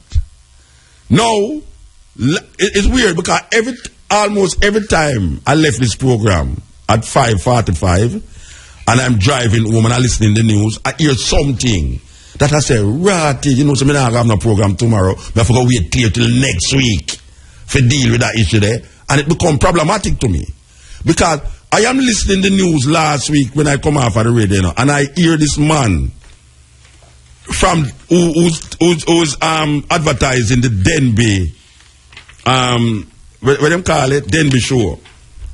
And me I tell you, say, in all my years of hearing about Denby, I think it's about 2 years ago, me say, you know, me go drive go down at Denby because, you know, agriculture, we want agriculture vibes, you know, see it. All right, we go down at Denby. First of all, lot of people, which we say yes, lot of people. When we start to go inside now, we see a string of jump on, pure jerk chicken, pure smoking at the place. Jerk chicken, jerk pork, jerk this, jerk that. Me say, all right, me not eat none, so it not really bother me. Because me a man, me no make people that eat food over there so bother me. Because if them now hold me down and push the food in my mouth, them can't go and yam as much as them want. Yam your pig, yam your drunk, yam your dog, anything you want yam. Me will sit down beside you. As a matter of fact, if me feel that chicken you eat, me go buy chicken for you and give you. You understand? But we're going to this place where it's supposed to be an agricultural show. And I kid you not, the only thing in that place that interests me was the man with the cane mill, where was using the cane to make wet sugar, cane juice, everything. And I had him on the program too, you know. I was so impressed with it that I had him on the program. But I tell you, believe you me, it's pure made in China thing you see. I said, this is agriculture show. All them things that reach in at this place here. Where is the nobody don't vet the people them for say, This is agriculture, so this is what we want. When you look on the people who want to deal with the agriculture, it's just a little part. Just a little place. You see, man, I try to develop certain manure and, you know, scaly and onion and things and say, all right, them I try. I'm going to say, all right. I don't know why I got the impression that the Denby agricultural show, I would have got to go say agricultural things like worries. When we go there, me see people are sell China wares. We see people are sell, what them call them thing there, where the bend down plaza people them sell again. Them shampoo and all sort of things that me I say, me not come back at this place, Rasta. Me not come back at this place, believe you me. We see the minister pass through and visit certain little part and all them things there, and me say, okay, where the big fat cow them when me supposed to see there? Them big fat cow when me always see on TV and all the, you know, where the pig them there? Where, you know, the pig rearing this and where the goat them there and where the chicken farm, them supposed to have all that chicken farm. I mean I say, but me not see none of them things there. I mean walk out the whole place. Me walk out the whole place. All me can see is food, and more food. And most of it is not healthy food. Most of it is smoke. Pure smoking at the place. That me I tell you, I come out of the place and feel like me eat 1 year worth of chicken. Believe you me. And it's crazy. Anyway. So last week I listened to the news now. And me hear this man attack. This man which it imprint on my mind. I'm glad I reach back here, you know. I'm glad I never have to go away today, you know. Because I said, no, I have to talk about this man here. This man here is the best. Anyway, let me play the man. Let me play the thing. Me ask the newsroom for this. And then furnish it for me. So let me play it where him say, on the news, when me hear, when me vex, through me a drive. Me feel like a drive come back, you know. Yeah, me feel like if you drive come back at the stage and say, watch you now. Steppn reason not done, you know, me have half hour more. Me want to talk about this little idiot brother here. Because me not understand how it's like this government have a plan where we do it's like an unwritten plan. Believe you me, because it's not the same government. It's the same people them around the government, you know. But it's not the same government. The mindset, because these people who are around the government now was very radical and very, you know, want to see changes and everything there. So when we say them come now and have a little youth that say Black History Month no relevant, meanwhile he must say Black History Month no relevant, we see the Minister of Culture in an Emancipation Park a large Black History Month. I say, wait, this is where I go on. Dear man over there, so I said Black History Month no relevant. And the Minister of Culture in the park a launch Black History Month. A confusion in a room.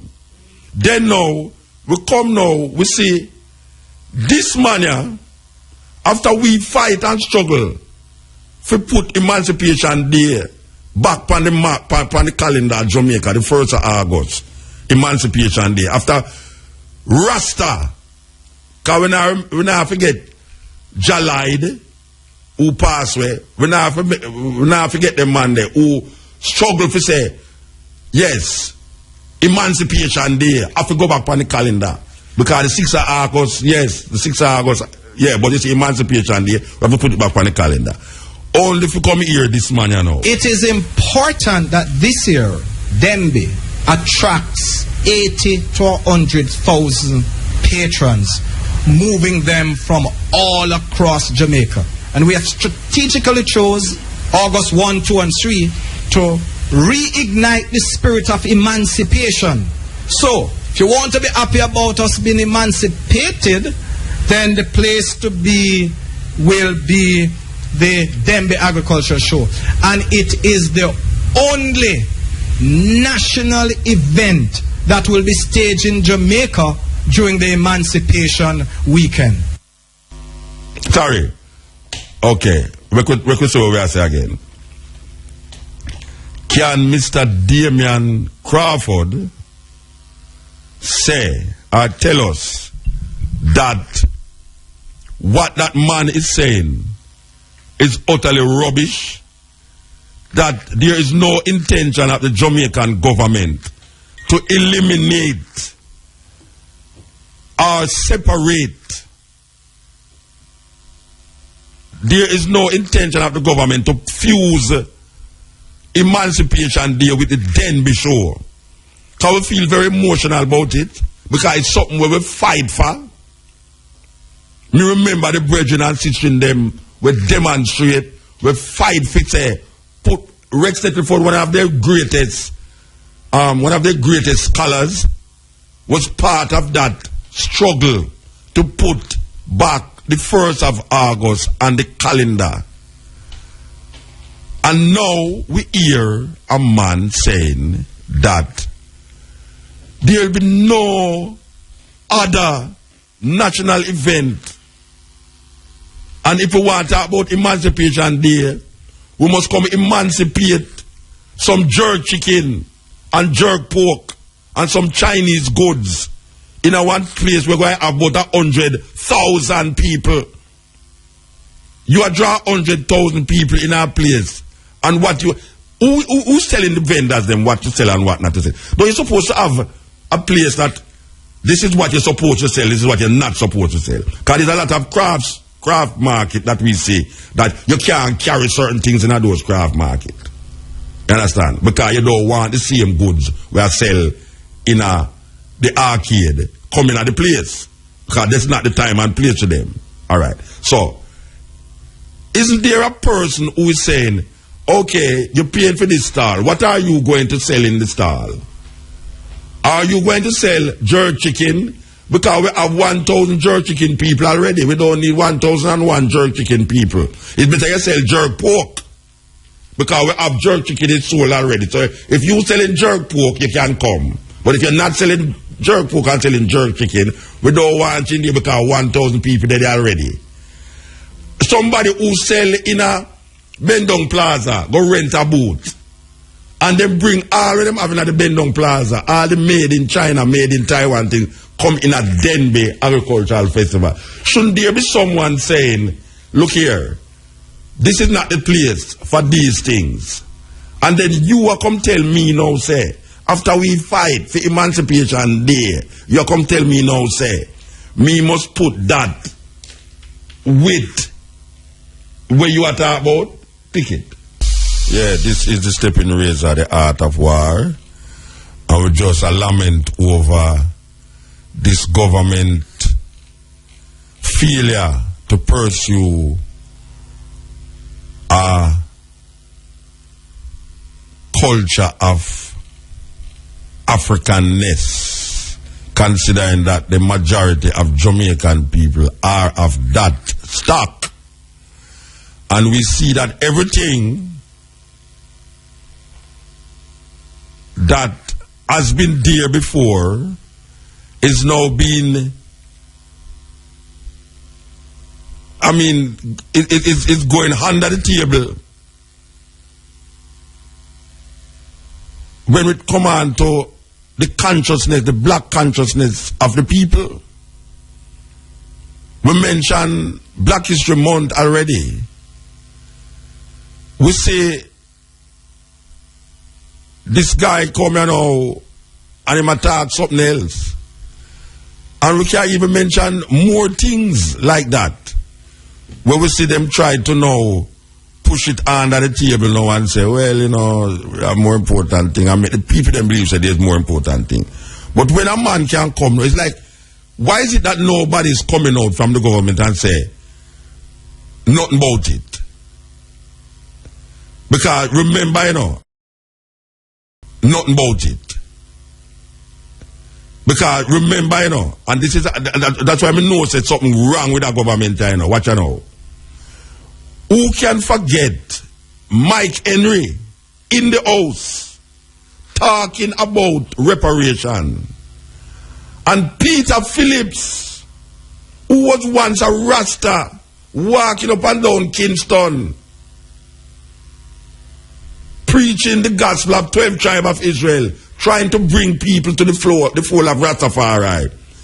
Him, Peter Phillips, was mocking and jeering the opposition member Mike Henry, both the same reparation thing. So, maybe it's not, maybe them never, I don't know, maybe it's plan it too, you know. Maybe them plan it too, because one time you can't say, yes, well, one man, but 1 man, 2 man, 3 man, 4 man, 5 woman, and all of them. It can't be something that's just happening, so it come like it's a systematic plan by this government to wipe out anything that we, just like, hey, what do them people are Rasta? Me a youth and me pass through the stage where them tell you, say, if them find you with a Malcolm X book, you can't go to jail, you know. And my mother have to go take the book them and throw down the gully, down a James Street gully. Me don't forget that, you know. When we used to live when we used to live where the lane named Tex Lane, and they will move go Gresham Road. The government at the time, which was the other government, the blackest prime minister Jamaica ever have, and him depend on the $5,000 bill right now, ban everything black because of Walter Rodney. Even the book when named Black Beauty about the hearts was banned in Jamaica. And I cannot forget that as a youth, we as youth are read Malcolm X, Stokely Carmichael. We have to hide the book them. And them go raid one place where we did have some meeting. Them raid it in a Duane Park, not Duane Park, Patrick City. And it's like we get a tip off, said the police them come raid the place, and we take all of the book them and go stash them somewhere else. And some of them get stashed in my yard. And when my mother hear say, on the news about the police them and raid the place to get the book them, my mother take the book them and go throw down the gully. Because she don't want her son go to jail. Now, in this modern 21st century, now, we reach a stage now where everybody's supposed to get conscious. And we have a government in Jamaica now where these people was part of that same, as a youth, me as a little picnic, you saw their meeting where them man there was. Them man there where we see right now a rule thing. Here come a youth now and tell we it's a black instrument not relevant, it's an American thing. Here comes a member of parliament who was a Rasta and tell the opposition, mock the opposition leader about reparation. Here comes now a man, I come tell you, say, watch out, we are fuse Emancipation Day with Denby show, you know. So there's no more argument, no more national event that will take place right now around Emancipation Day. Everything about emancipation I forgot to deal with in a Denby. We are going. It is important that this year Denby attracts 80 to 100,000 patrons, moving them from all across Jamaica. And we have strategically chose August 1, 2, and 3 to reignite the spirit of emancipation. So, the question is, who choose? We have strategically chosen this time of the year. Strategically, you know, who strategically chose it? Can somebody please explain to me? Because him is not working by himself. When him say we have strategically chosen. Who is the we that has chosen to fuse Emancipation Day with a Chinese craft fair, jerk chicken, jerk pork craft fair into Emancipation Day when we are trying liberate ourselves? If you want to be happy about us being emancipated, then the place to be will be the Denby Agriculture Show. And it is the only... You hear the man say now, you emphasize it, it is the only. We, not me and you who are listening, but we, whosoever is organizing it, we say it is the only national event that will be staged in Jamaica during the Emancipation Weekend.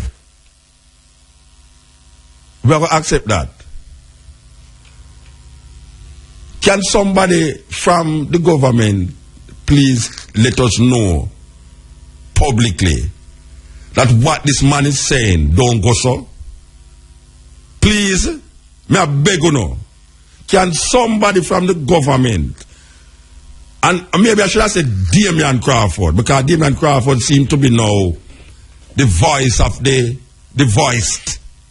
Is almost, where am I put it, coming out of the box to say certain things, even though I'm in the box, but I'm kind of coming out of the box to say certain things. Can Damian Crawford please listen to this man thing and tell me say no go so? Please. Yes. Click it. Yeah, the time is 4:30. Music news. Attention radio station. Welcome. Please back away from your radio.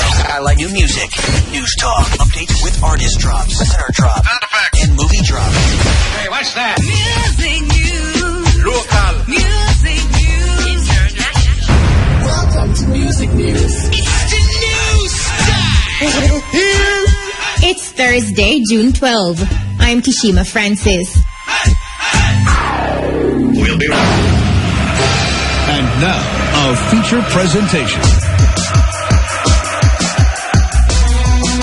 Brazil, the host of the 2014 FIFA World Cup, is the favorite for many entertainers to win the coveted title.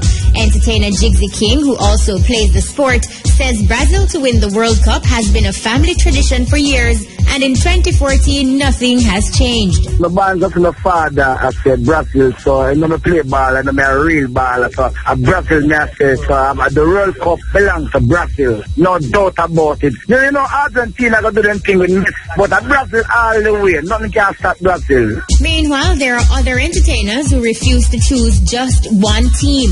Singer Tony Curtis, who is also an avid football lover, says his teams are Ghana and Brazil. Well, two things I bring. You have to bring one and you have to bring a backup. Brazil is my team, but you know, I'm an African at heart, you know, so I can't leave with Ghana, you know what I'm saying? So it's definitely Brazil and Ghana. It's too much team in it for me to bring one. The opening match for the 2014 FIFA World Cup is today with five-time champions and host Brazil playing Croatia.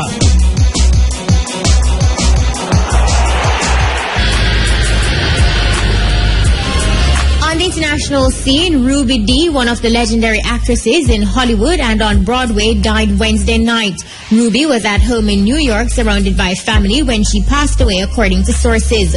Ruby was a pioneer for African American women in Hollywood and is perhaps best known for her starring role in the 1960s film A Raisin in the Sun and her roles in the Spike Lee movies Do the Right Thing and Jungle Fever. Her most recent big-budget Hollywood film was American Gangster.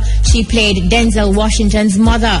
Ruby was a poet and screenwriter. She won a Grammy and an Emmy and also received the National Medal of Arts and the Kennedy Center honors. She and her late husband, Ozzie Davis, with whom she frequently co-starred, were also hugely active in the civil rights movement, often demonstrating with Martin Luther King Jr. and Malcolm X. Ruby was 91 years old. Taking you back in time. Go ahead.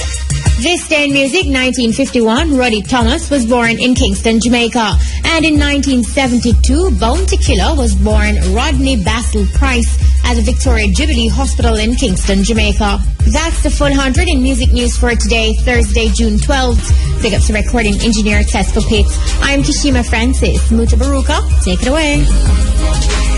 Always smoking. Lyrics like a bazooka.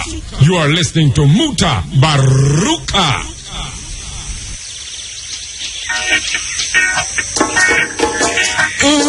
One day I'll be going home.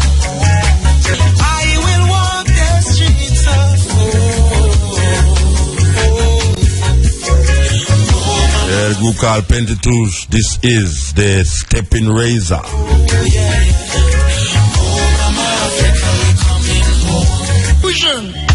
Don't let it get to you. No. Yes, the man called Jimmy Riley coming through world of contradiction. The man said never knows the police could have go prison.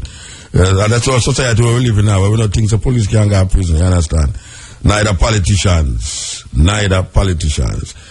Alright, we want to read this thing out because we think it's very important. The government is going to do some things here when it comes on to motoring and motorists in Jamaica. For those of you who have never heard it, we want to make sure that you hear it here on the Steppn Razor.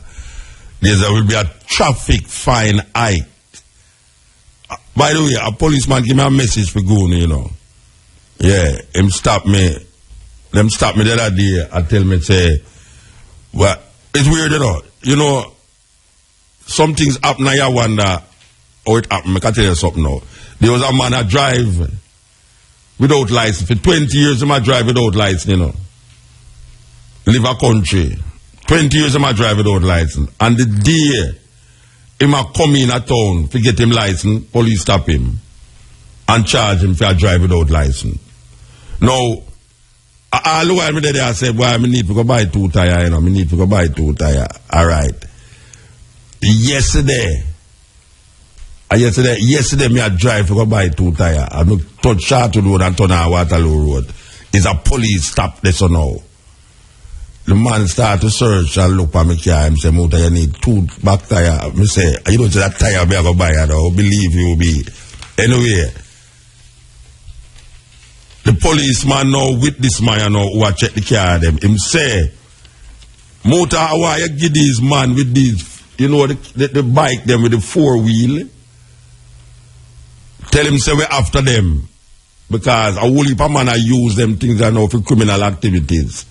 Those 4-wheel bike where them have about the place. So this is a warning. The policeman them is having 0 tolerance with these 4-wheel bike according to them. Okay.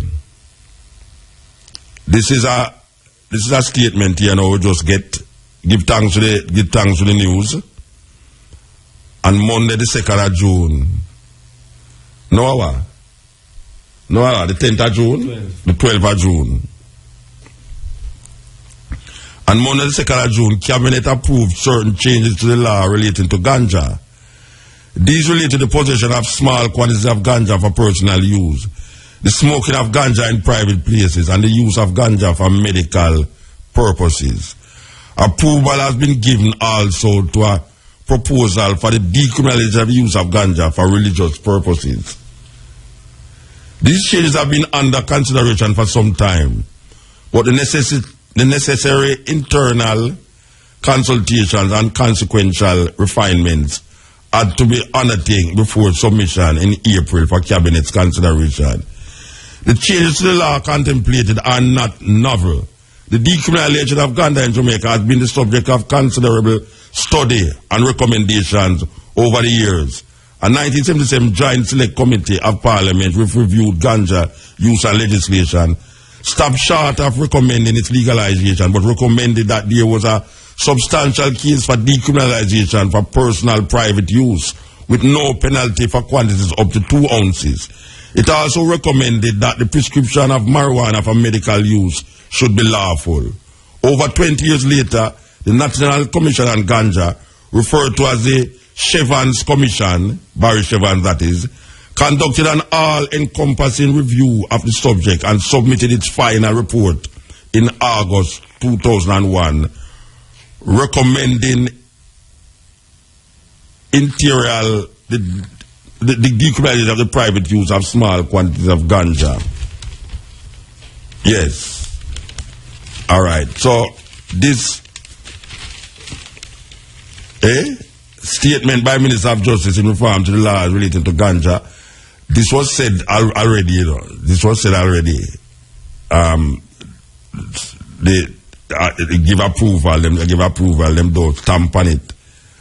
And the proposal for the approval has been given also to a proposal for the decriminalization of the use of ganja for religious purposes. This relates to the possession of small quantities of ganja. All right. Okay, so what is happening is that we're getting nearer and nearer to what has been the cry of most Jamaican people, to the decriminalization and hence the legalization of the ganja. We give thanks to the news. We give thanks to it. Okay. So now, while no people are work with Steppn razor, I tell you, everybody feel good about the Steppn razor, everybody have chip in. We give thanks to that, you know. We give thanks to that.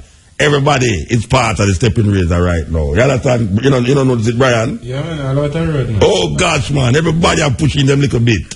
Click it. Yeah, Steppn razor. So with that, we say we're going to read this thing, yeah?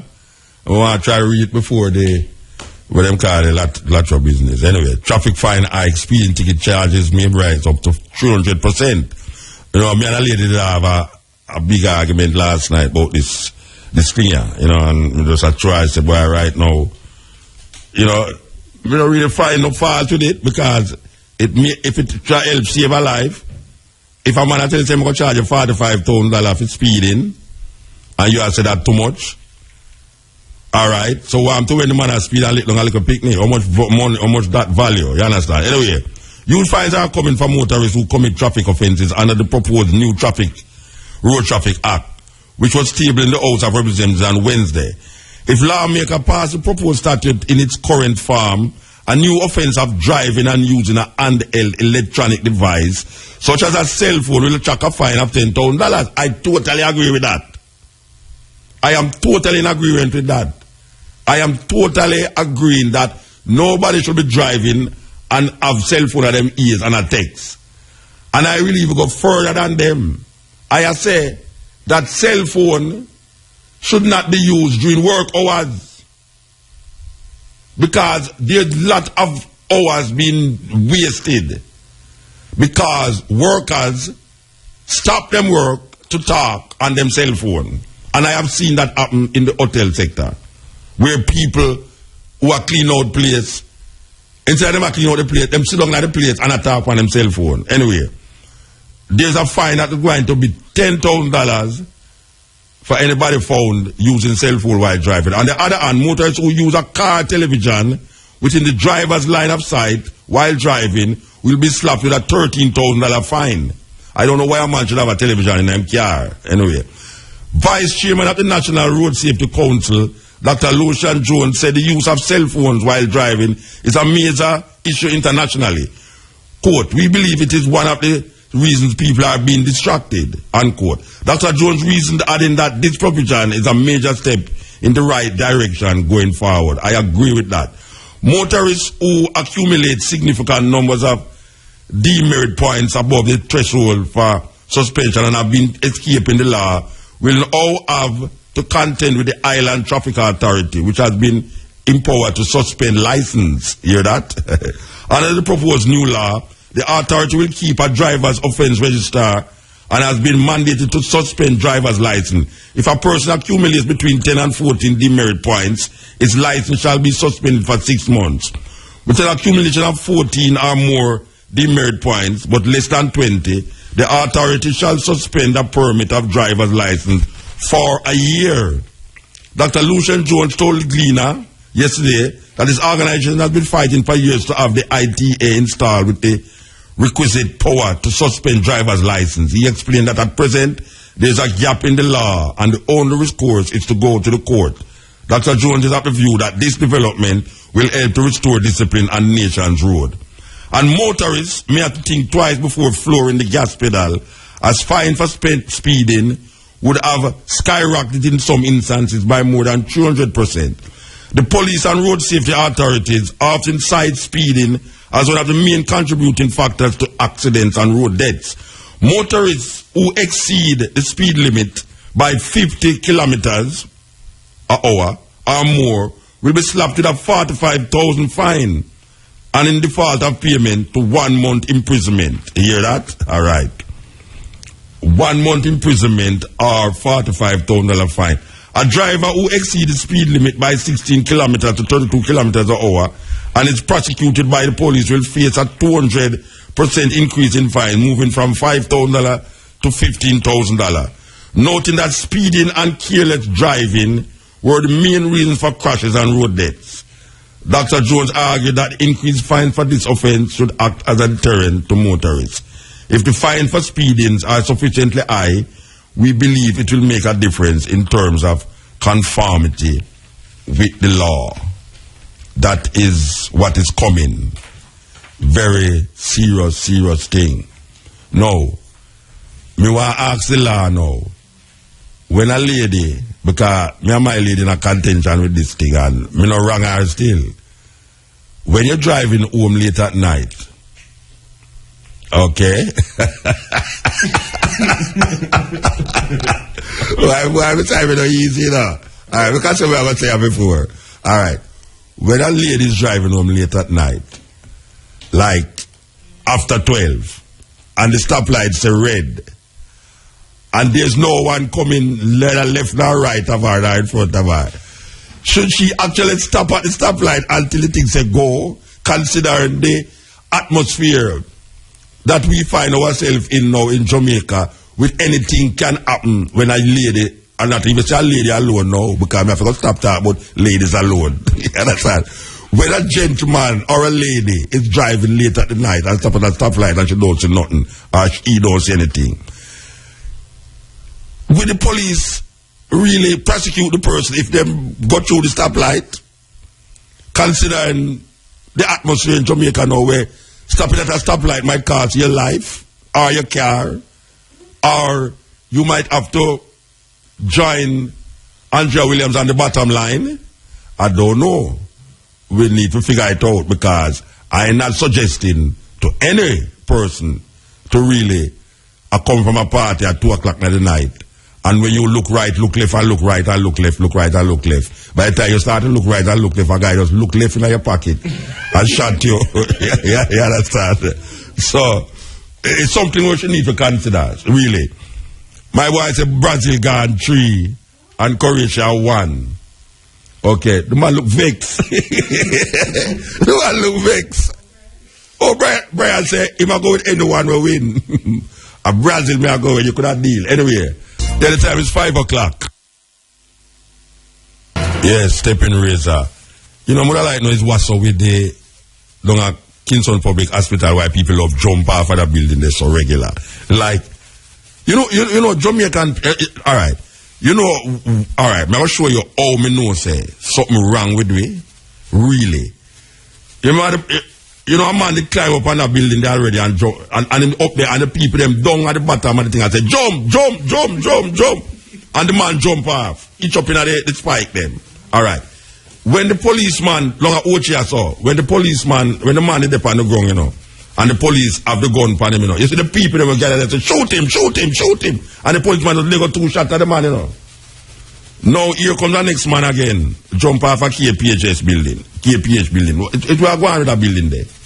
It look like a pole vault, or what it look like? It look like some Olympic design place where people decide so much. A male patient at the Kingston Public Hospital is receiving treatment for injury sustained after reportedly jumping from the 3rd floor of a building at the facility. How much time people are going to jump off of that building thereafter? What is happening in KPHS why so much people are jump off of that building there? Yesterday evening, a man jump off of the building again. How much time we hear about that now? This is almost about the 3rd or 4th time we hear about man. You know, say if me sick, me not go down a KPH. Because maybe something down there where I love to jump off a building.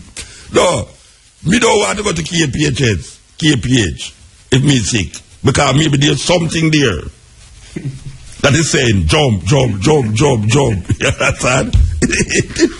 It's weird. Come here, you know, other building where people are jump off, so. Eh? How come you don't hear nobody that the bank them down a new kids so that jump off of them high skyscraper building there? What is happening in a KPH is why man a jump off of the building? Is there something that is drawing them to that specific area? Is there some nurses down there that is working the good old St. Thomas science and the people them that when them go down there, them feels like they are superhuman. Them say, okay, I can fly. Them following my boy tune. I believe I can fly. Although this is the last part of the tune, is a helicopter. I'm after the last part of the tune. So when them say believe him can fly, him knows him about helicopter. You go set up on KPH building. Boy, you talk about you believe you can fly. You think, my boy, are idiot. This is the Steppn razor. Tried it over hills and over valleys.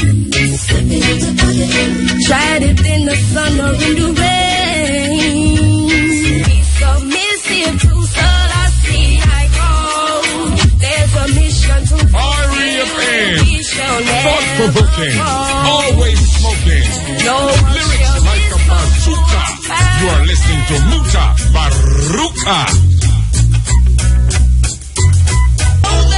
Yeah, for those of you who have been asking about the tape we played last night on the Culture Nation, name of Leadership and Strategies.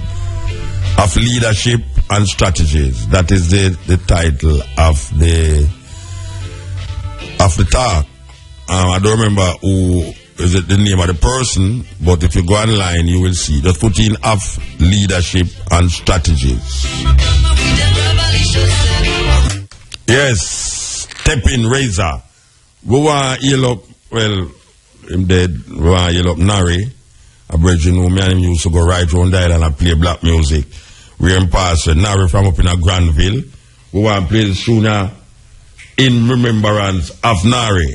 Yes, a brethren who, as we said, we used to tour with round the island and play black music.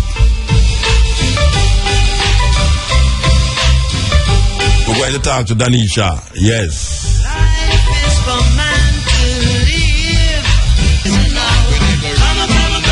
Yeah, we're playing the tune up in Nari and also, you know it's Bob Marley music, this Aguana son. On the line we have Bob Marley's granddaughter. Yes. Bob Marley's granddaughter. I hear that she just come from Africa too, you know. Yes, look like everybody just come from Africa. But Africa get near now. Africa get near. I saw it, I tell you all the while, you know. Say, I saw it never go all the while. One at a time, I saw it never go. That little more, when we talk about Africa, it now going to look like some far-fetched idea, far-fetched place. One at a time when we used to talk about Africa, man, I said, you know, anybody will go to Africa, you know, go Africa too far. No. Deneesha, how you do? Greetings, Muta. And you say you just come from Africa? Yes, so coming from a far away, we're coming from home, coming back home again, you know? You know, so we just come from over there too. Yes, how was it? I hear many great things about the trip. Wonderful. Yes. So where you was? You Ethiopia, Kenya? Which Friday there? I was in Ethiopia and Kenya. Okay. I know where that in Ethiopia. Where was you in Kenya? I was with my production partner over there. He's been over there for about 4 months now, shooting some TV shows. Okay. And doing some films as well. So that's wonderful. Doing some work over there, you know. Okay, that is nice. And that is on the east part. We was on the west doing some work over there, so too, you know. Right, so proper coverage. Yeah, man. All right. Yeah. So you're back on the island. How long will you come forward? Just a few hours. I came last night late. Oh, you don't say. We are trying to get you last night. True. Yeah, we are trying to get you last night because we advertised this June the 12th to the 16th Pinnacle thing, Earthlight celebration for Leonard Howell.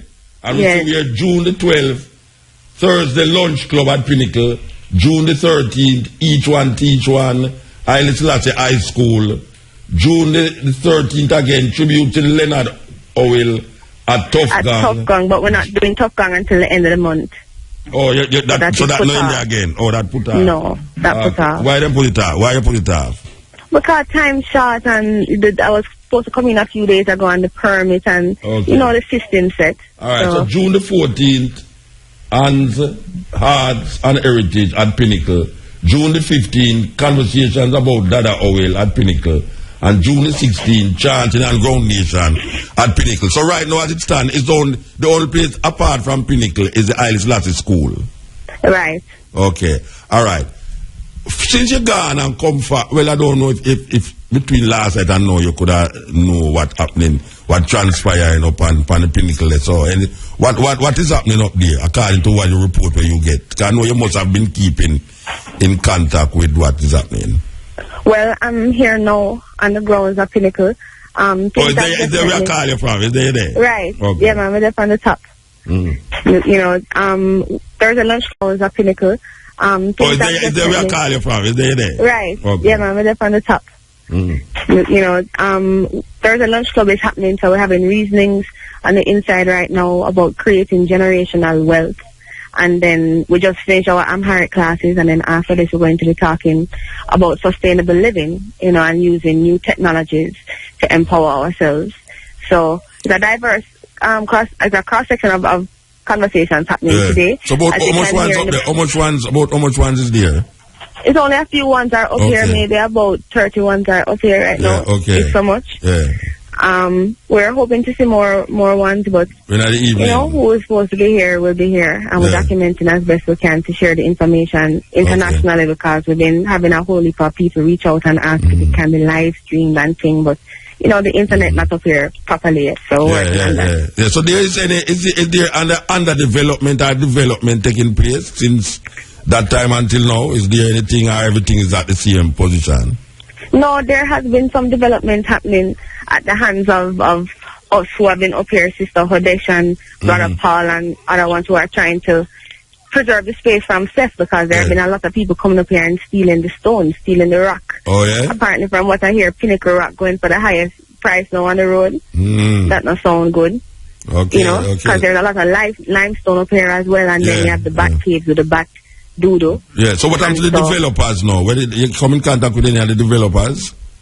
I haven't come in contact with any of them. From what I get to understand, there are some other ones who are here, I can't call their names. Yes. But there are some other ones who are who have been having conversations with them and with ones in the government about moving forward, but we haven't had any kind of interaction with the government from that time. No, they were supposed to send a team of archaeologists up here to help us do some research. Nobody will come up here. They were supposed to help us put in a preservation notice around an area where we were suggesting Mrs. Howell bones are and the house done build up. Nobody will come up here, you know. So now that it's Mr. Howell's Earth Day, I see ones jumping around and pretending like they want to really be doing something. Well, you know, good. We're looking forward to seeing you so we can have some real conversations about how to move forward, because it's not a joke thing. Yes. And, you know, we need to move forward now and see what is the next step. Move, prepare ourselves. Yes. Okay, all right. Well, we just want to keep abreast of what is happening, and as we say, this month is Leonard Howell month, and all Rastafari from all over the world is commemorating this great man's landing on earth here, you understand? So we give thanks. And we give thanks that he's still up on the work, still up on the job, and we just say you move across Africa. We love that. That's the way to go at this moment. We're trying to get the ones aware of what is happening, and also to get some insight into what it is that we're doing. Because I've never done anything like this before. I find myself moving, and it must be off a divine inspiration. And I bring in at the studio, not to talk about Pinnacle, but we talk about your crisscrossing across Africa. From the other day, we know that you use your camera and thing, even in India, up to now I still don't see.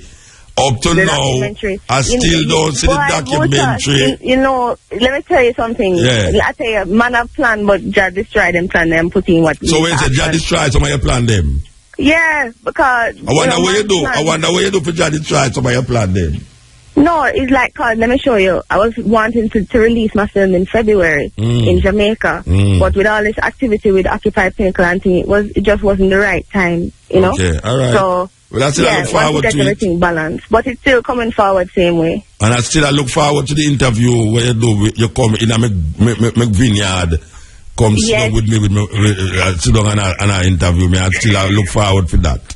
All right. I love things you make me look forward to. It's you. I love things you make me look forward to, you know. Well, that is good still. That is good still, because there is room to grow, you know. All right. So give thanks, Deneesha. Give thanks. We give thanks for the work we are doing. You know, it's nice. Yes, nice. Give thanks, Muta. People supposed to know. And we are talking about now in Africa. We are talking about in Africa. All right? Yeah. All right, Muta. And so let me just tell you one thing too. When ones are coming forward, I don't want ones come forward expecting anything. You're coming to give hands and hearts to the heritage. All right. That is the whole purpose of Occupying Pinnacle, so we can all be a part of the rehabilitation, not just of the land, but of Rastafari as a movement and a principle, you know, not just entertainers, but educators and builders again. Give thanks. And Africa is still the mission. One love. All right.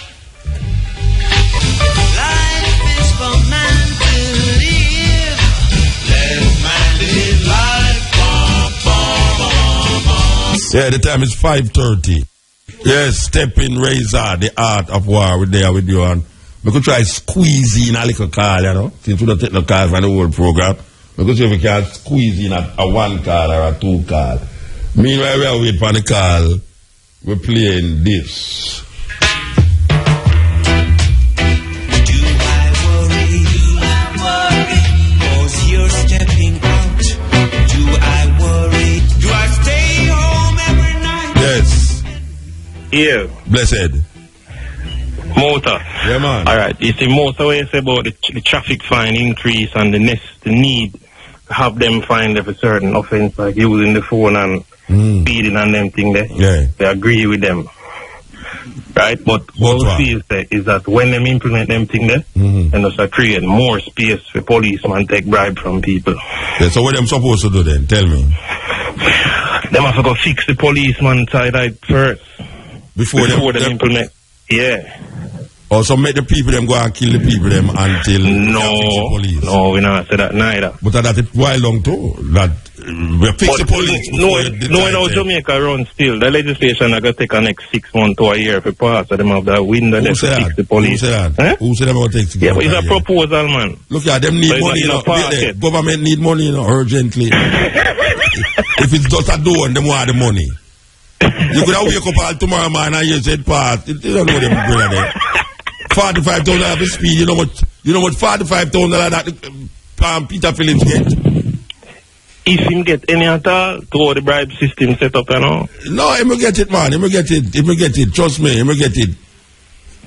And that means something of them now easy have something, you know, but they will get it.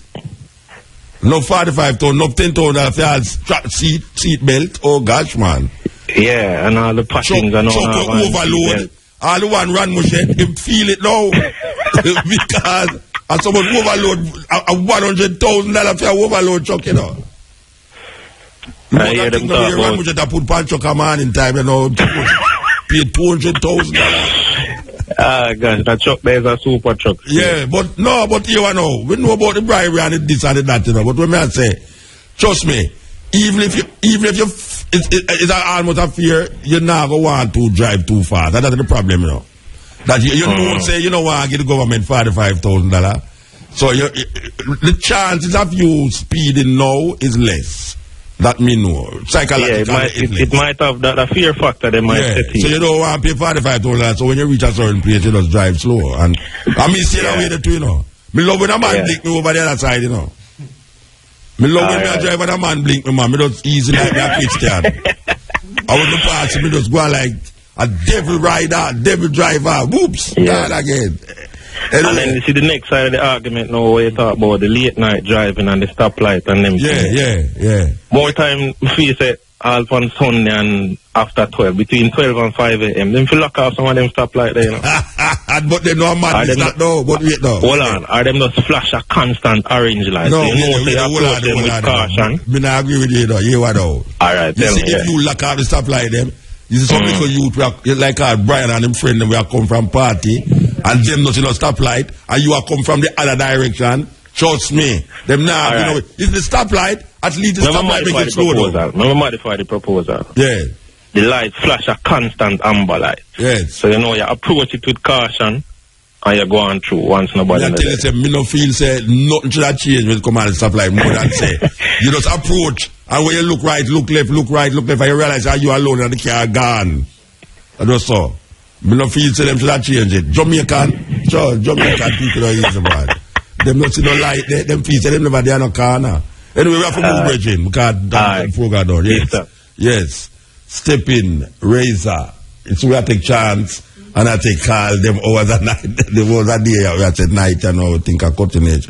But we have a way for go around things, you know. Believe you me, we have a way for go around things in Jamaica. And whole heap of things don't work because we go around the things them continuously. Yes. Steppn. Yes, Muta. Yes, Steppn. Steppn. I'll bash Isla. It's just a fire from Miami, Florida. See? Talk quick, you know. Yeah. Hello? Yeah, talk quick, you know, Regine. Yeah, man. Yeah, man, it's Miami, Florida artist Rastafari from Mount Pleasant. Why you listen to your radio, Regine? I'm here to talk quick, I hold up the time. Because I have somebody on the line first. I thought it was his voice in the radio. You understand? Because you listen to your radio. I'm not listening to it, Muta. Wagwan. Me there with you. Blessed love, Muta. Yeah.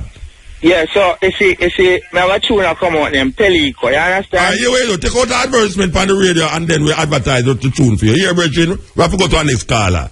Yes, alright. So, he might advertise him tune. See there now, I tell you, them people, I love frighten people with them news reports. Sure. We don't ever reach the time that I should run coming out for come sit down for frighten people. You know? We don't even know what we want to say.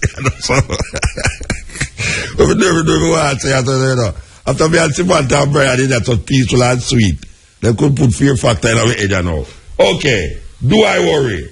I still not worry, still, you know. I still not worry. Sleep. Do I lose any sleep over you? Love make you do funny things. Yes, also give thanks to the moment, give thanks to the time, give thanks to the energy. We want to thank again Samantha and Keshima and Brian, etc., etc., etc. So here we are now. And Wednesday again, 10 to 2, I will come forward here so 2 to 5:45. So again, regard. Time is 5:45 news time. Live at 5:45. Live at 5:45. Comprehensive coverage of the news, sports and entertainment of the day on IRIE FM, the leader in radio in Jamaica. Up to the minute, accurate and non-aligned news package plus weather, special features and entertainment. Live at 5:45.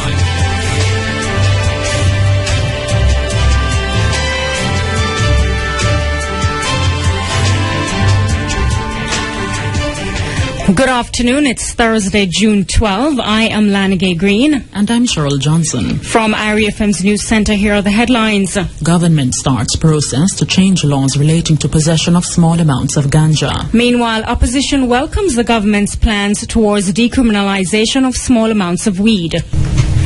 Cabinet has approved the decriminalization of small amounts of ganja.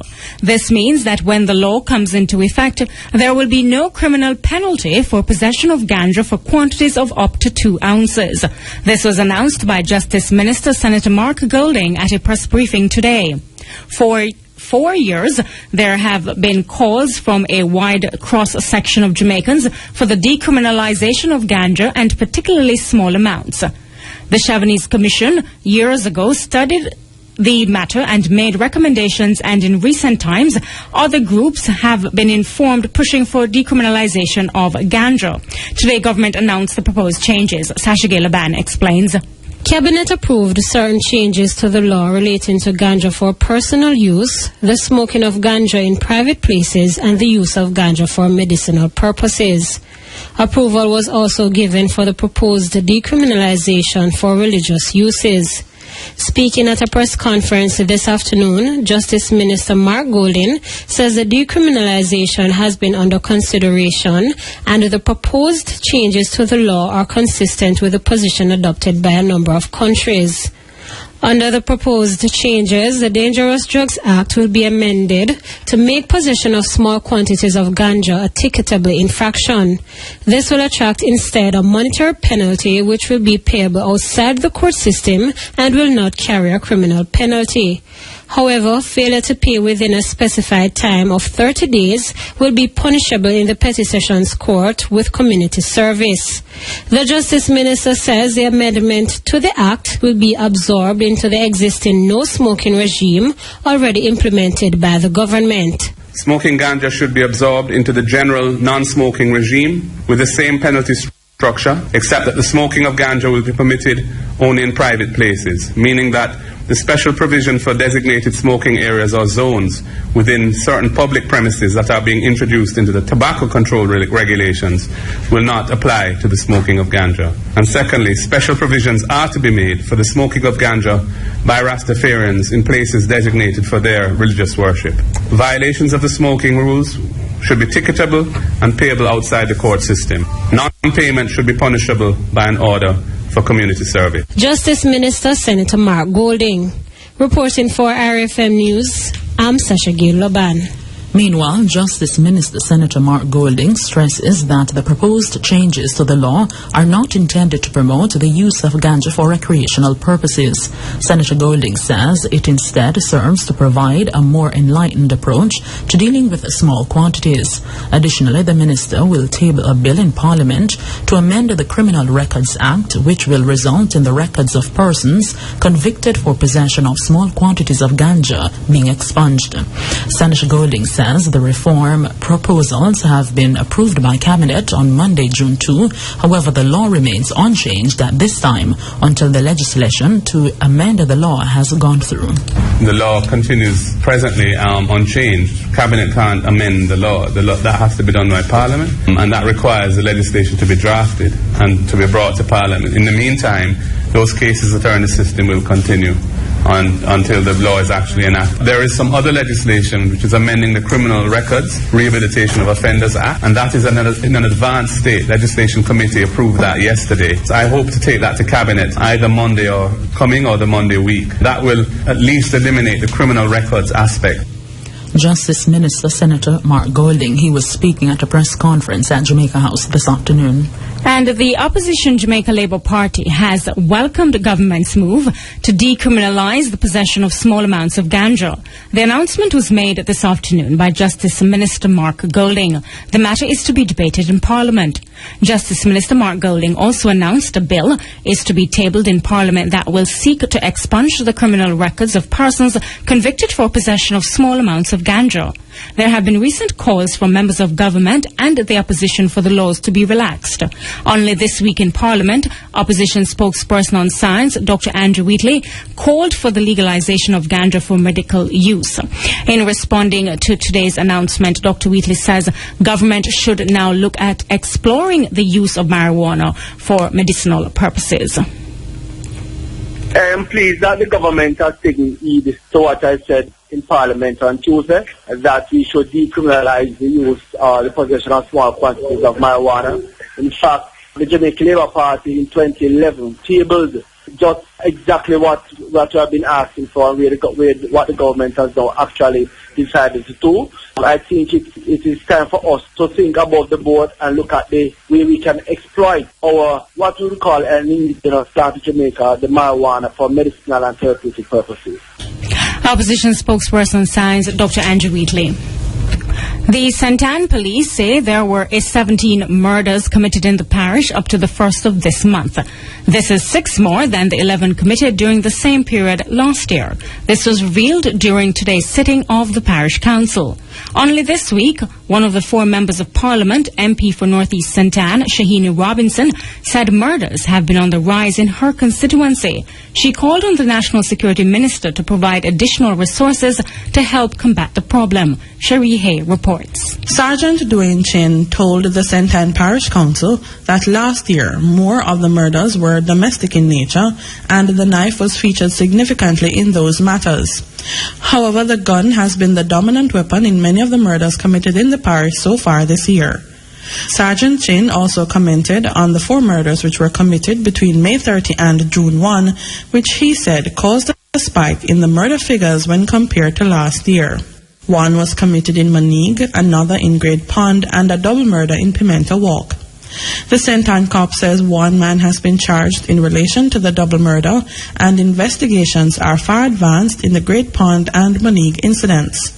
Reports are that about 9:30 p.m. Friday, May 30, 34-year-old taxi operator Courtney Edwards of Steer Town was killed in Warwick Mount, Great Pond near Ocherius.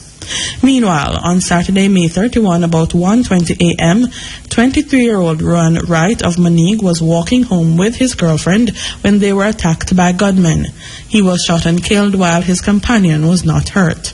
And on Sunday, June 1, sometime after 1 p.m., 31-year-old Horace Hamilton and 38-year-old businessman Robert Blake were delivering goods in Pimento Walk when they were pounced upon by at least 4 men who opened fire at them. Police announced this week that 31-year-old Messina Davis, otherwise called Gussie or Nal, also of Pimento Walk, has been charged with 2 counts of murder in relation to this matter. Reporting for IRA FM News, I am Cherie Hay. With that story, we have come to the end of the local news.